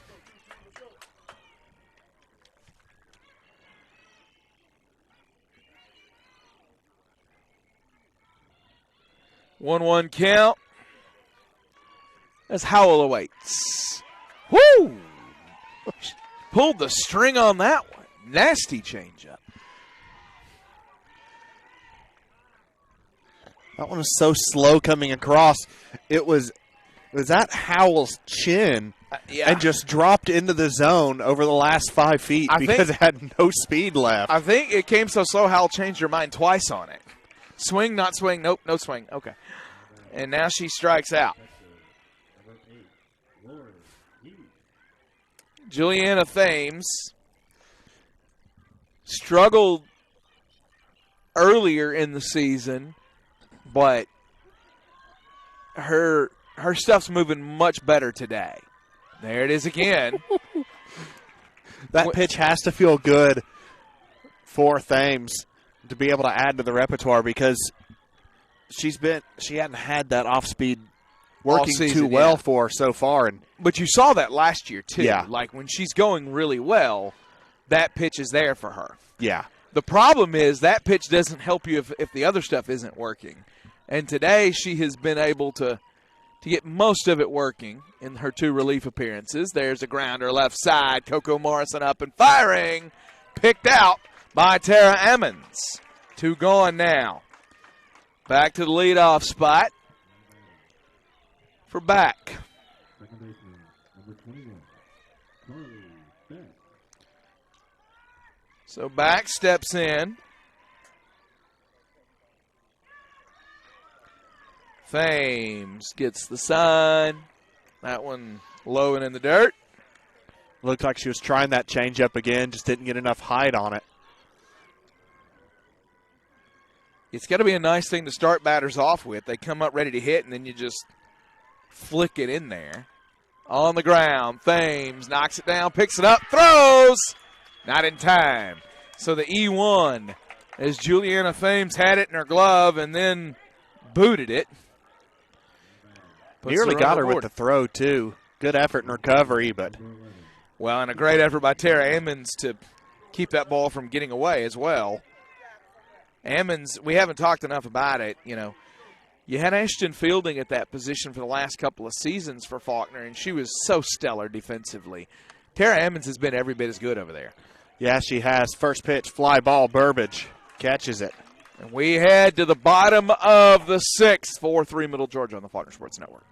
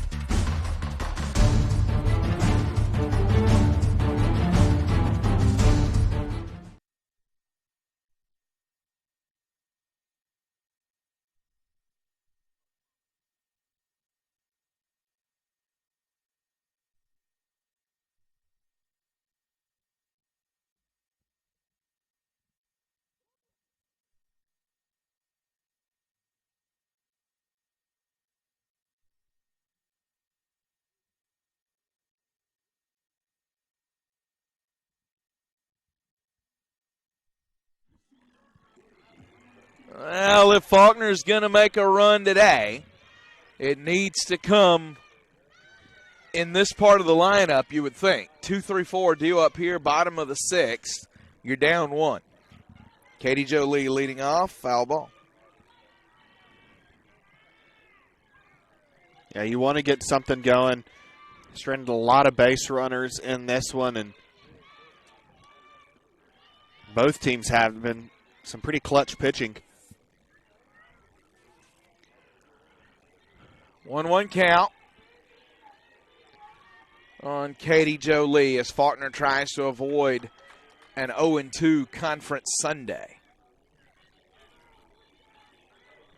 2-1 count. Katie Jolie steps back in. She'll take there, 3-1.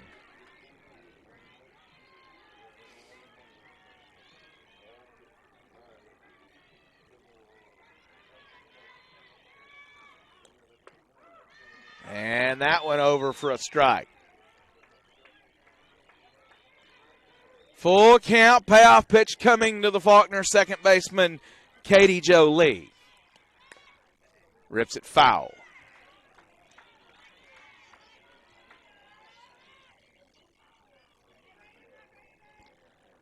Lee steps back in.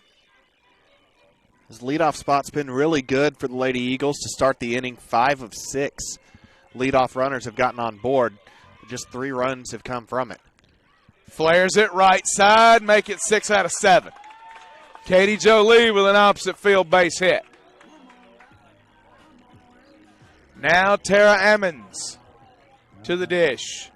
Actually, that doesn't make any sense. I don't know how Presto calculated that before that at bat. Because that was the 6th leadoff. Yeah. Presto! Right, well, now you're 5 out of 6. We think, maybe. Potentially.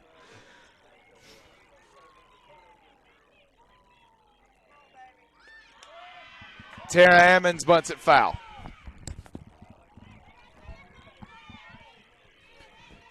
She was bunting for a hit there. You saw her face as she was coming back. Howell's needing sunglasses out there in one of the only sun spots left on the field. Yeah, and she's got all the sun right now. Ammon shows bunt, pulls back. Katie Jo Lee with a stolen base. Really good cover by Rollerson there. That throw from Heath skipped wild, and Blizzard hadn't recovered over to second. And Katie Jo Lee was well on her way.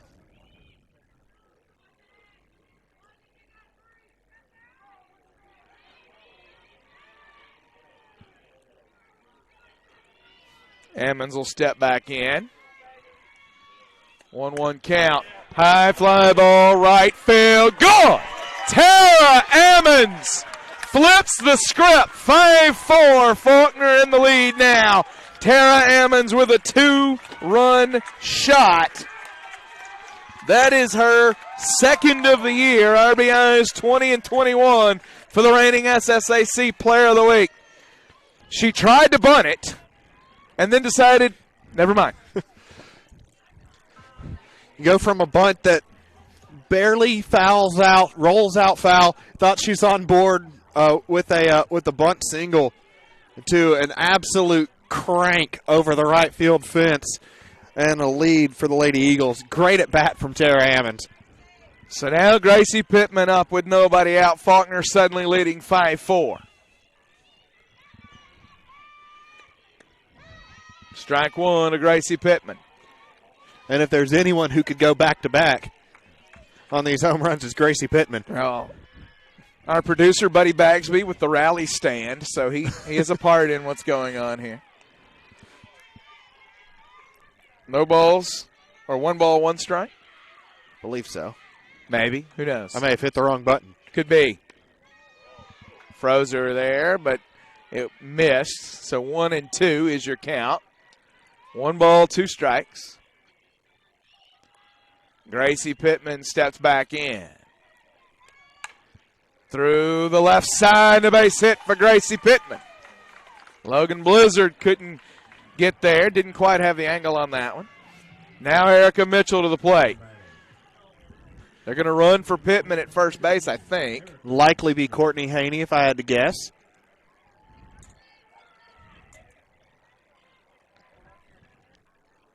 And it is.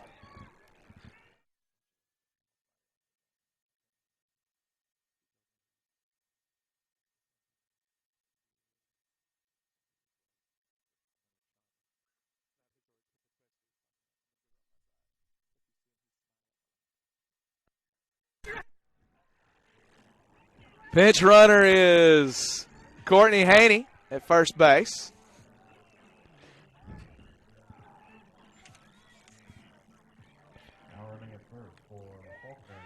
Haney has 5 stolen bases in 9 appearances.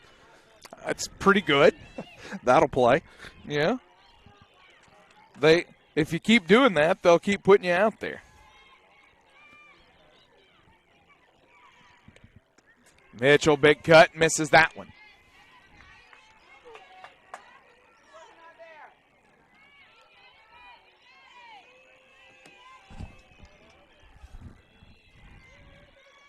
Mitchell drops down a bunt, and it's a pretty one.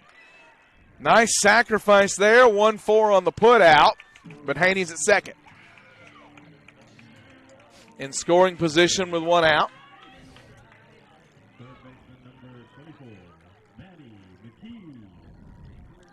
It's a perfect sack bunt. Only one play to make there. Yeah, I couldn't ask for much better from Erica Mitchell. McKee flares it right side. Second baseman over to make the grab. What a play there by Back, because Howell in the sun couldn't find that one, wouldn't have gotten there. 2 away now. Yeah, just a ton of ground to cover on that one, too. Great work from Back.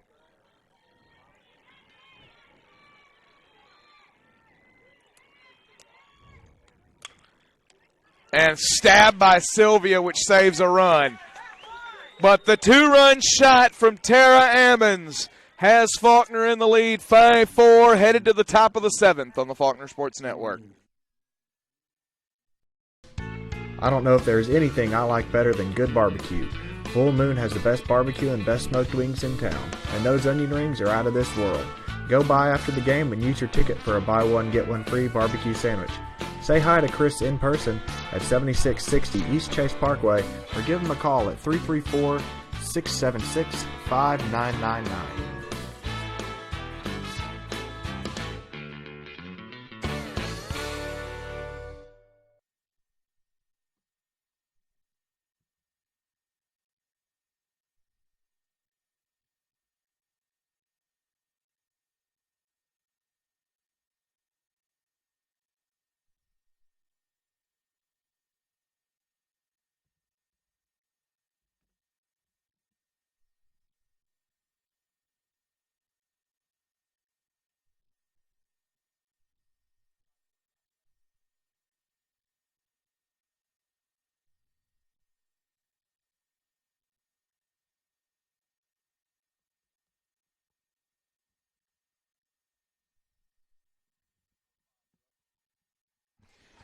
Heart of the order due up for Middle Georgia in the top of the 7th as they trail 5-4.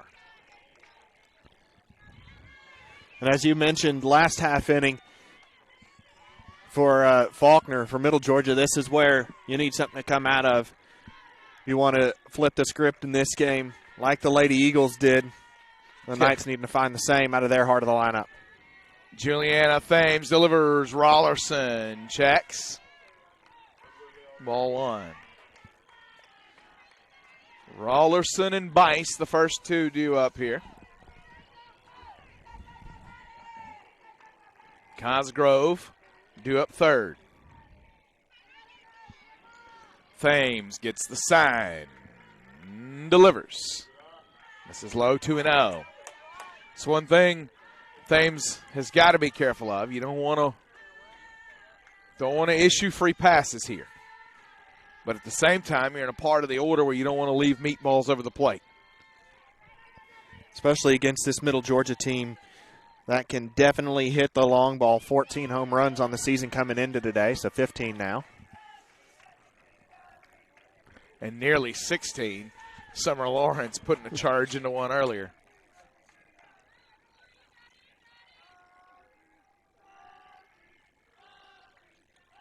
Thames delivers. There's the strike. Full count now. Or 3-1. 3-1. 3-1.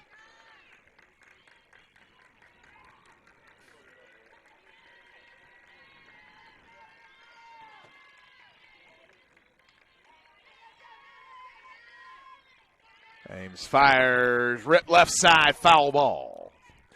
Very, very close to being fair. Yeah. It may be 2 inches outside the chalk on the opposite side of the bag. Full count.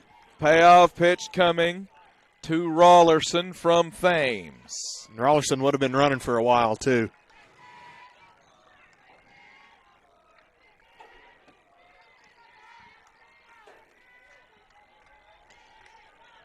Thames finds the grip, rocks and fires. Left side, Coco Morrison's there. One gone. Now batting. Designated player, number 7, Georgia Bice. Georgia Bice to the dish.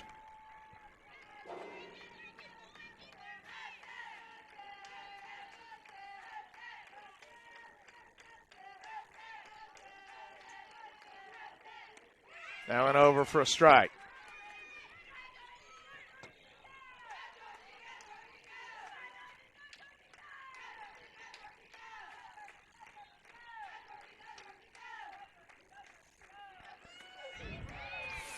Floated that one in there, just missed.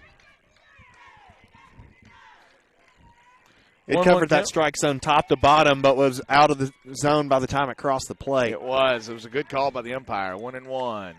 Fouled off. Ball in 2 strikes. A lot of umpires will give up on that pitch. She stayed with it. You got to credit her there. Yeah. Would have been really easy to call that a strike just from how pretty the pitch was itself. Yeah. But the right call made.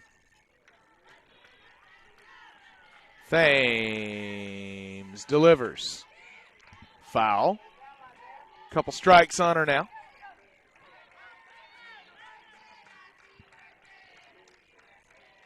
Running low on softballs. We're going to have to retrieve some here.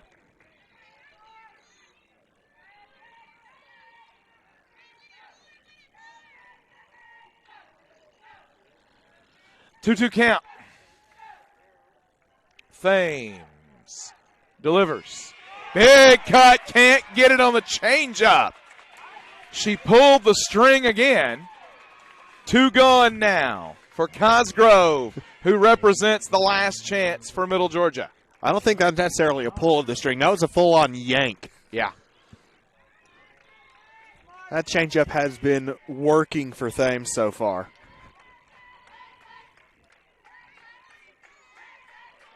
Cosgrove steps up.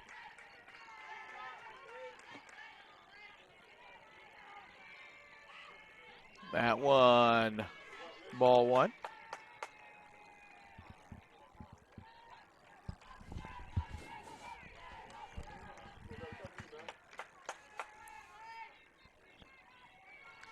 Thames gets the sign, delivers. This is away. 2-0 count now on Cosgrove.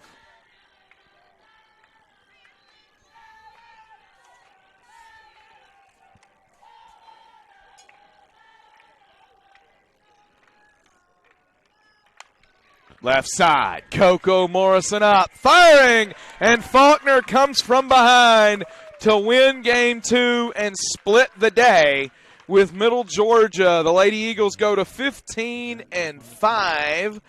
They keep just 1 loss in the loss column in SSAC play. And Carter Moles for this Lady Eagle team, a really huge victory, because you definitely didn't want to come out of here with a couple of losses in conference play. Not at all, and again, especially against a team that you'll likely be competing for seeding with towards the end of the conference season, and possibly a couple an at-large bid towards the end in Middle Georgia State into the national tournament. 2 really talented squads. Big win from the Lady Eagles to come back from behind and win that one.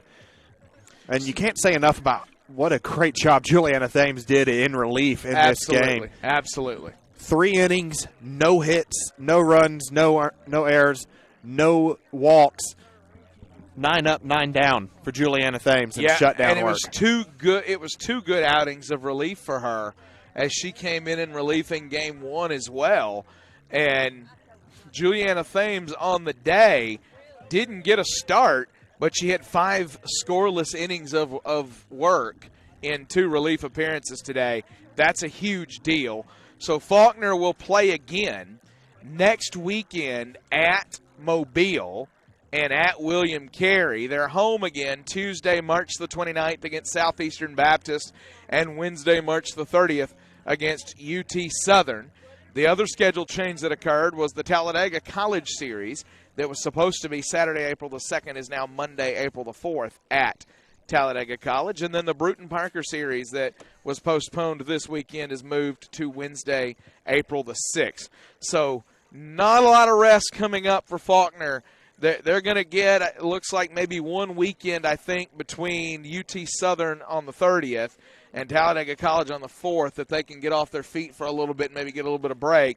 But then in the month of April, from April Fool's Day to the house, it is a full-on sprint for the Lady Eagles. Yeah, it absolutely is. And this time of year, in our profession especially, it's always crazy. There's a lot of games. There's a lot of action going on. So stay tuned to FaulknerEagles.com, especially as weather here in Alabama is as fickle as anything else. Absolutely. So it is indeed. We'll have all the changes for you there as they arise. But big win for the Lady Eagles in Game 2 today. Absolutely. For Buddy Baxby and Overton Gates and Jacob Hartsfield and Trinity Thomas and Grayson Plunkett and Jacob Fortenberry, the FSN crew that came out to work here on Sunday. For Carter Moles, I'm Jeremy Smith. This has been the Faulkner Sports Network presentation of Lady Eagles softball. Good night, and God bless you.